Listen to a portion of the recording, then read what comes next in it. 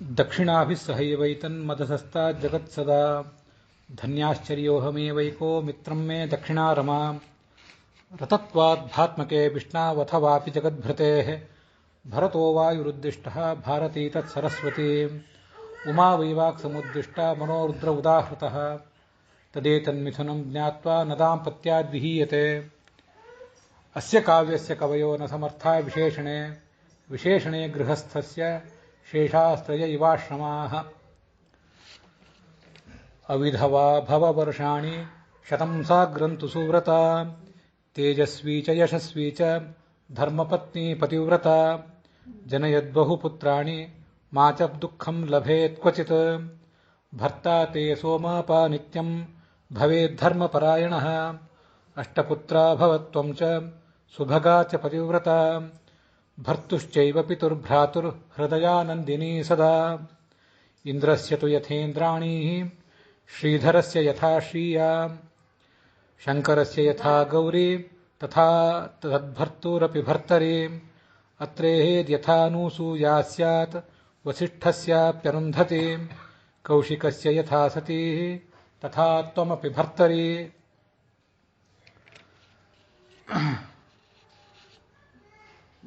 ವಿವಾಹ ಆದಮೇಲೆ ಈ ಕೆಲವು ಮಂತ್ರಗಳು ಮತ್ತು ವಿವಾಹದ ಮಹತ್ವ ಅದರ ಕುರಿತು ಕೇಳಬೇಕು ಅಂತ ನೀವಿಬ್ಬರು ಆಸಕ್ತಿ ವಹಿಸಿದ್ದೀರಿ.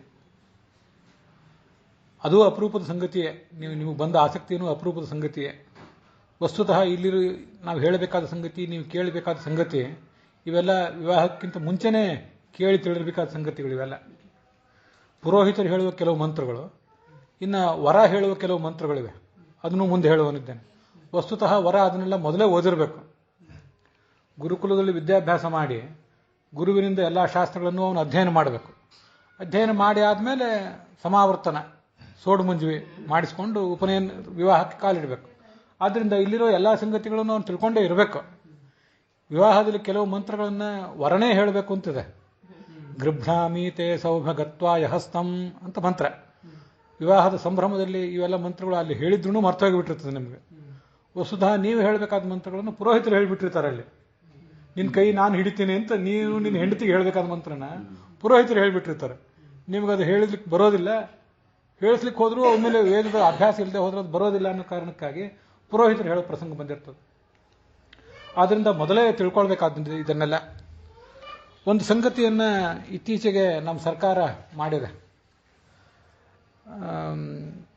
ಇತ್ತೀಚೆಗೆ ವಿವಾಹ ಕುರಿತಾಗಿ ಬಹಳ ವಿಚ್ಛೇದನಗಳು ಇತ್ಯಾದಿಗಳು ಆಗಲಿಕ್ಕೆ ತೊಡಗಿದ್ವಲ್ಲ, ಆವಾಗ ಸಮಾಜ ಈ ಥರ ಛಿದ್ರ ಆಗ್ತಿರೋದನ್ನು ಗಮನಿಸಿ ನಮ್ಮ ಸರ್ಕಾರಗಳು ಪ್ರೀ ಮ್ಯಾರೇಜ್ ಕೌನ್ಸಿಲಿಂಗ್ ಒಂದನ್ನು ನಾವು ಕಂಪಲ್ಸರಿ ಮಾಡಬೇಕು ಅಂಥೇಳಿ ಒಂದು ಪ್ರಯತ್ನ ಮಾಡಿದರು. ಇವರಿಗೆ ಈಗ ಬುದ್ಧಿ ಬರುವಂತೆ ಕಾಣಿಸ್ತದೆ. ವಸ್ತುತಃ ನಮ್ಮ ಶಾಸ್ತ್ರಕಾರರಿಗೆ ಬಹಳ ಹಿಂದೆನೇ ಅದ್ರ ಬಗ್ಗೆ ಆಲೋಚನೆ ಬಂದಿತ್ತು. ಪ್ರೀ ಮ್ಯಾರೇಜ್ ಕೌನ್ಸಿಲಿಂಗನ್ನು ಅವರು ಬಹಳ ಹಿಂದೆನೇ ಮಾಡಬೇಕು ಅಂತ ಮಾಡೇ ಬಿಟ್ಟಿದ್ರು ಅವರು. ಇದು ಬಹಳ ಹಿಂದೆ ವಿಜಯವಾಣಿ ಪತ್ರಿಕೆ ಒಳಗೆ 15ನೇ ತಾರೀಕು ಜೂನ್ 2021 ಇಸ್ವಿಯಲ್ಲಿ ಬಂದಂಥ ಒಂದು ಸಂಗತಿ. ಪ್ರತಿಯೊಂದು ಸಂಗತಿಯು ಗಂಡ ಹೆಂಡಂದ್ರು ಕೋರ್ಟಿಗೆ ಹೋಗ್ತಾರೆ ವಿಚ್ಛೇದನಕ್ಕಾಗಿ, ಜಗಳ ಪರಿಹಾರಕ್ಕಾಗಿ ಕೋರ್ಟಿಗೆ ಹೋಗ್ತಾರೆ. ಯಾಕೆ ಹೋಗ್ತಾರೆ ಅಂದರೆ ಮದುವೆ ಆಗಿದೆ ಅನ್ನೋದು ಒಂದೇ ಕಾರಣ. ಭಿನ್ನಾಭಿಪ್ರಾಯ ಬಂತು ಅಂತ ಅನ್ನೋದು ಎಷ್ಟು ನೆಗ್ಲಿಜಿಬಲ್ ಅಂದರೆ, ಯಾಕೆ ವಿಚ್ಛೇದ ಕೇಳ್ತಾ ಇದ್ದೀರಿ, ವಿವಾಹ ವಿಚ್ಛೇದನ ಯಾಕೆ ಕೇಳ್ತಿದ್ದೀರಿ ಅಂದರೆ ಮದುವೆ ಆಗಿದೆ ಅದಂತ ಕೇಳ್ತಿದ್ದೀವಿ ಅನ್ನೋ ಪ್ರಸಂಗ ಬಂದಿದೆ. ಇದರಿಂದ ಕೋರ್ಟ್ಗಳ ಮೇಲೆ ಒತ್ತಡ ಬಹಳ ಆಗ್ತದೆ. ದಾಂಪತ್ಯ ಜೀವನದ ಹಾದಿಯನ್ನು ಸರಿದಾರಿ ತರಬೇಕು ಅಂತ ಆಲೋಚನೆ ಮಾಡಿ ಗೋವಾ ಸರ್ಕಾರ ಪ್ರೀ ಮ್ಯಾರೇಜ್ ಕೌನ್ಸಿಲಿಂಗ್ ಒಂದನ್ನು ಕಡ್ಡಾಯ ಮಾಡುವ ಒಂದು ಆಲೋಚನೆ ಮಾಡಿದೆ. ಅದಾದ್ಮೇಲೆ ಮುಂದೆ ಅದು ಮಾಡಿತೋ ಇಲ್ಲೋ ಗೊತ್ತಿಲ್ಲ. ನಮ್ಮ ಶಾಸ್ತ್ರ ಅಂತೂ ಒಬ್ಬ ವಿವಾಹ ಮಾಡಿಕೊಳ್ಳುವ ವ್ಯಕ್ತಿಗೆ ಅನೇಕ ಶಾಸ್ತ್ರಗಳು, ಅನೇಕ ಪುರಾಣಗಳು ಇತ್ಯಾದಿಗಳ ಅಭ್ಯಾಸ ಅವನಿಗೆ ಇರಬೇಕು. ಗುರು ಮತ್ತು ಗುರುಪತ್ನಿ ಇಬ್ಬರು ಕೂಡ ಹೇಗೆ ಬಾಳಿ ಬದುಕ್ತಾರೆ ಅನ್ನೋದನ್ನು ನಾವು ನೋಡಬೇಕು. ಗುರುಕುಲದಲ್ಲಿ ಕೂತ್ಕೊಂಡು ತನ್ನ ತಂದೆ ತಾಯಿ ತಮ್ಮ ಅಜ್ಜ ಅಜ್ಜಿ ಹೇಗೆ ಬದುಕ್ತಾರೆ ಅನ್ನೋದನ್ನು ತನ್ನ ಜೀವಮಾನದಲ್ಲಿ ನೋಡಿರ್ತಾನೆ. ಆದರೆ ತನ್ನ ತಂದೆ ತಾಯಿ ಹತ್ರ ಅವನಿರೋ ಅವಧಿ ಕಡಿಮೆ ಇರ್ತದೆ ಸಣ್ಣವನಿದ್ದಾಗ. ಆದ್ದರಿಂದ ಅವರು ಪ್ರೇಮದಿಂದ ಬದುಕಿದ್ರು ಕಲಹದಿಂದ ಬದುಕಿದ್ರು ಇವನಿಗೇನು ತಿಳ್ಕೊಳ್ಳೋ ಶಕ್ತಿ ಇರೋದಿಲ್ಲ. ಅದಕ್ಕಾಗಿ ಗುರುಕುಲಕ್ಕೆ ಹೋದರೆ ಆ ಗುರುಕುಲದಲ್ಲಿ ಗುರುಪತ್ನಿ ಮತ್ತು ಗುರುಗಳು ಹೇಗೆ ಬದುಕ್ತಾರೆ ಅನ್ನೋದನ್ನು ಸಮೀಪದಿಂದ ನೋಡೋ ಪ್ರಸಂಗ ಬರ್ತದೆ. ಮತ್ತು ಗುರುಗಳ ಮೂಲಕ ಎಲ್ಲ ಶಾಸ್ತ್ರಗಳನ್ನು ಅಧ್ಯಯನ ಮಾಡೋ ಪ್ರಸಂಗ ಬಂದಿರ್ತದೆ. ಅಧ್ಯಯನ ಅನ್ನೋದು ಮುಗಿಯುವಂಥದ್ದಲ್ಲ, ಒಂದು ಕೂಡ ಮಾಡಬೇಕು. ಆದರೂ ಗುರುಕುಲದಿಂದ ಬಂದಂಥ ಒಬ್ಬ ವಿದ್ಯಾರ್ಥಿಗೆ ಈ ಪ್ರೀ ಮ್ಯಾರೇಜ್ ಕೌನ್ಸಿಲಿಂಗ್ ಎಲ್ಲ ಒಂದು ರೀತಿ ದೊರೆತು ಬಿಟ್ಟಿರ್ತದೆ. ಆದ್ದರಿಂದ ಆಗಿನ ಕಾಲದ ದಾಂಪತ್ಯಗಳು ಸ್ಥಿರವಾಗಿರ್ತಿದ್ದವು. ಈಗ ಆ ಪ್ರೀ ಮ್ಯಾರೇಜ್ ಕೌನ್ಸಿಲಿಂಗ್ಗಳು ಹಾಗೆ ಗುರುಕುಲದ ವಾಸ ತಪ್ಪಿದ್ದರಿಂದ ಶಾಲೆ ಕಾಲೇಜುಗಳಲ್ಲಿ ಹೇಳಿಕೊಡುವಂಥ ವ್ಯವಸ್ಥೆ ಇಲ್ಲ. ಆದ್ದರಿಂದ ಸಮಾಜ ಇಂಥ ದುಸ್ಥಿತಿಯನ್ನು ಅನುಭವಿಸುವ ಪ್ರಸಂಗ ಬಂದಿದೆ. ನಿಮ್ಗೆ ಗೊತ್ತಿದೆ, ನರ್ಸರಿಯಿಂದ ಹಿಡಿದು ವಿಶ್ವವಿದ್ಯಾನಿಲಯಗಳ ತನಕ ನಮ್ಮ ವೃತ್ತಿಗೆ ಏನು ಬೇಕೋ ಅದನ್ನು ಕಲಿಸ್ತಾರೆ, ಅಷ್ಟೇ ಗೊತ್ತು. ಹೊರತು ನಾವು ಮನುಷ್ಯರಾಗಿ ಬದುಕಬೇಕಾದ್ರೆ ಹೇಗೆ ಬದುಕಬೇಕು ಅನ್ನೋದನ್ನು ಯಾರು ಯಾವ ಶಾಲಾ ಕಾಲೇಜುಗಳಲ್ಲೂ ಕಲಿಸೋ ವ್ಯವಸ್ಥೆ ಇಲ್ಲ. ಒಂದಿಷ್ಟೆಲ್ಲೋ ಸೈಕೋಥೆರಪಿ, ಸೈಕಾಲಜಿ ಅಂಥ ಕಡೆ ಅದನ್ನೇ ಅಭ್ಯಾಸ ಮಾಡೋರು ಇರ್ತಾರಲ್ಲ ವಿದ್ಯಾರ್ಥಿಗಳು, ಅವ್ರಿಗೆ ಕಲಿಸ್ತಾರಷ್ಟೇ. ವಸ್ತುತಃ ಇದು ಎಲ್ಲರಿಗೂ ಬೇಕು, ಅದನ್ನು ಕಲಿಸುವಂಥ ವ್ಯವಸ್ಥೆ ಇಲ್ಲ. ಆ ವ್ಯವಸ್ಥೆ ಇಲ್ಲ, ಅದಕ್ಕಾಗಿ ಈ ಸಮಸ್ಯೆಗಳು. ಕಲಿಯುಗ ಇದು, ನಡೆದದ್ದು ಕಲಿಯುಗ. ಕಲಿ ಅನ್ನೋ ಶಬ್ದಕ್ಕೇನೆ ಕಲಹ ಅಂತ ಅರ್ಥ ಸಂಸ್ಕೃತದಲ್ಲಿ. ಕಲಹ ಅನ್ನೋದು ಎಲ್ಲ ಜಾಗದಲ್ಲೂ ಇದ್ದದ್ದೇ. ಮನೆಗಳಲ್ಲಿ ಇದ್ದದ್ದು, ಮಠಗಳಲ್ಲಿ ಇದ್ದದ್ದು, ರಾಜಕೀಯದಲ್ಲಿ ಇದ್ದದ್ದು, ಎಲ್ಲ ಕಡೆನೂ ಕಲಹನೇ ಇದ್ದದ್ದು. ಆ ಕಲಹ ವಿವಾಹಕ್ಕೂ ಮುಂದುವರಿತಷ್ಟೆ. ಸಹಜವಾಗಿ ಎಲ್ಲ ಕಡೆ ಜಗಳ, ಭಿನ್ನ ಅಭಿಪ್ರಾಯ ಮುಂದುವರೆದಿದ್ದರಿಂದ ದಾಂಪತ್ಯದ ವ್ಯವಸ್ಥೆ ಛಿದ್ರ ಆಯಿತು. ದಾಂಪತ್ಯದ ವ್ಯವಸ್ಥೆ ಛಿದ್ರ ಆದರೆ ನಿಮಗೆ ಗೊತ್ತಿರುವಂತೆ ಅದು ಮಕ್ಕಳ ಮನಸ್ಸಿನ ಮೇಲೆ ಪರಿಣಾಮ ಬೀರ್ತದೆ. ನಾಳೆ ಅವರು ಸತ್ಪ್ರಜೆಗಳಾಗಿ ರೂಪುಗೊಳ್ಳಲಿಕ್ಕೆ ಅದರಿಂದ ವಿಘ್ನ ಬರ್ತದೆ. ಇಷ್ಟೆಲ್ಲ ಇರೋದ್ರಿಂದ ಪ್ರೀ ಮ್ಯಾರೇಜ್ ಕೌನ್ಸಿಲಿಂಗ್ ಕಡ್ಡಾಯ ಮಾಡುವ ಆಲೋಚನೆ ಅವರು ಮಾಡಿದರು. ಅವ್ರು ಮುಂದೆ ಅದನ್ನು ಕಾರ್ಯರೂಪಕ್ಕೆ ತಂದರೋ ಇಲ್ಲೋ ಗೊತ್ತಿಲ್ಲ. ನಮ್ಮ ಶಾಸ್ತ್ರಗಳಂತೂ ಅದನ್ನು ತಂದಿದ್ದವು. ಆದರೆ ಶಾಸ್ತ್ರದ ಆ ಗುರುಕುಲ ಪದ್ಧತಿಯ ಪರಂಪರೆ ವಿಚ್ಛಿನ್ನ ಆಗಿದ್ದರಿಂದ ನಮ್ಮಲ್ಲಿ ಅನೇಕರಿಗೆ ದೈಹಿಕವಾಗಿ ನಾವು ಗಂಡಸರಾಗಿದ್ದೀವಿ, ದೈಹಿಕವಾಗಿ ನಾವು ಹೆಂಗಸರಾಗಿದ್ದೀವಿ ಅನ್ನೋದಷ್ಟೇ ಅರ್ಹತೆ ಮದುವೆಗೆ. ಉದ್ಯೋಗ ಮಾಡಲಿಕ್ಕೆ ಯೋಗ್ಯನಾಗಿದ್ದಾನೆ, 24-25 ವಯಸ್ಸಾಗಿದೆಯಾ, ಇಷ್ಟೇ ಅರ್ಹತೆ. ಹೊರತು ಮಾನಸಿಕವಾಗಿ, ಆಧ್ಯಾತ್ಮಿಕವಾಗಿ ಅವರಿಗೆ ಯಾವುದೇ ಅರ್ಹತೆ ಇದೆಯಾ ಇಲ್ಲೋದನ್ನು ನೋಡ್ಲಿಕ್ಕೆ ಮಾನದಂಡನೂ ಇಲ್ಲ, ನೋಡುವಷ್ಟು ತಾಳ್ಮೆಯೂ ಯಾರಿಗೂ ಇಲ್ಲ. ಹೆಣ್ಣು ಸಿಕ್ಕರೆ ಸಾಕು, ಗಂಡು ಸಿಕ್ಕರೆ ಸಾಕು ಅನ್ನೋ ಪರಿಸ್ಥಿತಿ ಎಲ್ಲ ಕಡೆ ಬಂದಿದೆ. ಇರಲಿ, ಮೊದಲೇ ಇದನ್ನು ಮಾಡ್ಕೊಳ್ಬೇಕು.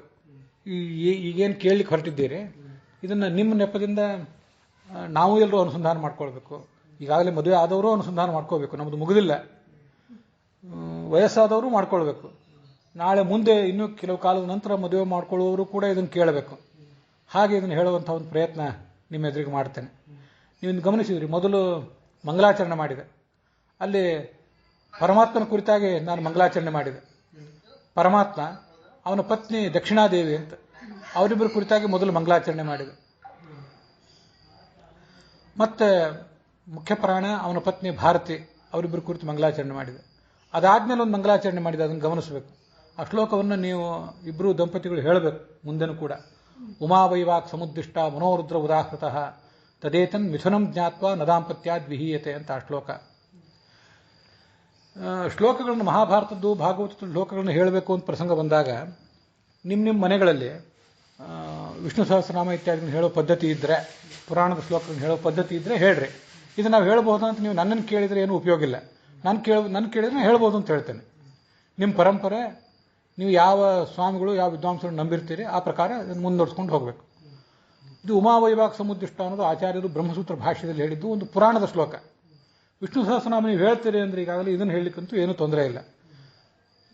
ಪಾರ್ವತೀ ದೇವಿ ಮಾತಿನ ದೇವತೆ, ಶಿವ ಮನಸ್ಸಿನ ದೇವತೆ. ಮಾತು ಯಾವಾಗ ಹೊರಗೆ ಬರಬೇಕು, ಹೇಗೆ ಹೊರಗೆ ಬರಬೇಕು ಅಂದರೆ ಮನಸ್ಸಿನ ಮೂಲಕ ಆಲೋಚನೆ ಮಾಡಿ ಮಾತು ಹೊರಗೆ ಬರಬೇಕು. ನಮಗೆ ಮನಸ್ಸಿದೆ, ಆದರೆ ನಾವು ಮೂಕರಾಗಿಬಿಟ್ರೆ ಏನಂತ ಹೇಳಲಿಕ್ಕೆ ಸಾಧ್ಯ ಆಗೋದಿಲ್ಲ. ಮನಸ್ಸಿನೊಳಗೆಲ್ಲ ಚಿಂತನೆಗಳನ್ನು ಮಾಡ್ತೇವೆ, ಆದರೆ ಆಡ್ಲಿಕ್ಕೆ ಬಾಯಿ ಇಲ್ಲ ಅಂತಾದರೆ ವ್ಯವಹಾರ ಸ್ಥಗಿತ ಆಗಿಬಿಡ್ತದೆ. ಆಡ್ಲಿಕ್ಕೆ ಬಾಯಿ ಇದೆ, ಮನಸ್ಸು ಸ್ಥಿರವಾಗಿಲ್ಲ ಅಂತಾದರೆ, ಮನಸ್ಸಿನಿಂದ ಆಲೋಚನೆ ಮಾಡಲಿಕ್ಕೆ ಸಾಧ್ಯ ಇಲ್ಲ ಅಂತಾದರೆ ಮಾತು ಆಡಬೇಕಾದನ್ನು ಆಡಬಾರ್ದಾದನ್ನು ಎಲ್ಲವನ್ನೂ ಆಡಿಬಿಡ್ತದೆ. ಅದಕ್ಕಾಗಿ ಮನಸ್ಸು ಸಕ್ರಿಯವಾಗಿರಬೇಕು, ಮಾತೂ ಸಕ್ರಿಯವಾಗಿರಬೇಕು. ಮನಸ್ಸಿನ ಮೂಲಕ ಚಿಂತನೆ ಮಾಡಿದ್ದನ್ನು ಮಾತಾಡಬೇಕು. ಶಿವ ಮನಸ್ಸಿನ ದೇವತೆ, ಪಾರ್ವತಿ ವಾಣಿಯ ದೇವತೆ. ಅವರಿಬ್ಬರು ಮನಸ್ಸಿನ ಮೂಲಕ ಚಿಂತನೆ ಮಾಡಿದ್ದನ್ನು ಆಡ್ತಾರೆ. ಶಿವ ಮನಸ್ಸಿನ ದೇವತೆ ಆದ್ದರಿಂದ, ಪತಿ ಆದ್ದರಿಂದ ಅವನು ಯಾವ ಥರ ಆಲೋಚನೆ ಮಾಡಿರ್ತಾನೋ ಅದಕ್ಕನುಗುಣವಾಗಿ ಆ ವಾಕ್ಕಿನ ದೇವತೆ ಆದ ಪಾರ್ವತಿ ಆಡ್ತಾಳೆ ಅಂತ ಅದರ ಅರ್ಥ. ಹಾಗೆ ಶಿವ ಗಂಡ ಹೆಂಡಂತರಿಬ್ಬರೂ ಕೂಡ, ಸತಿಪತಿಯರಿಬ್ಬರೂ ಕೂಡ ತಮ್ಮಲ್ಲಿ ಲಕ್ಷ್ಮೀನಾರಾಯಣರ ಸನ್ನಿಧಾನ ಇರ್ತದೆ. ದಂಪತ್ಯೋರ್ ಭಗವಾನ್ ವಿಷ್ಣು ಭಾರ್ಯಾಸ್ಥಾತು ಸರಸ್ವತಿ.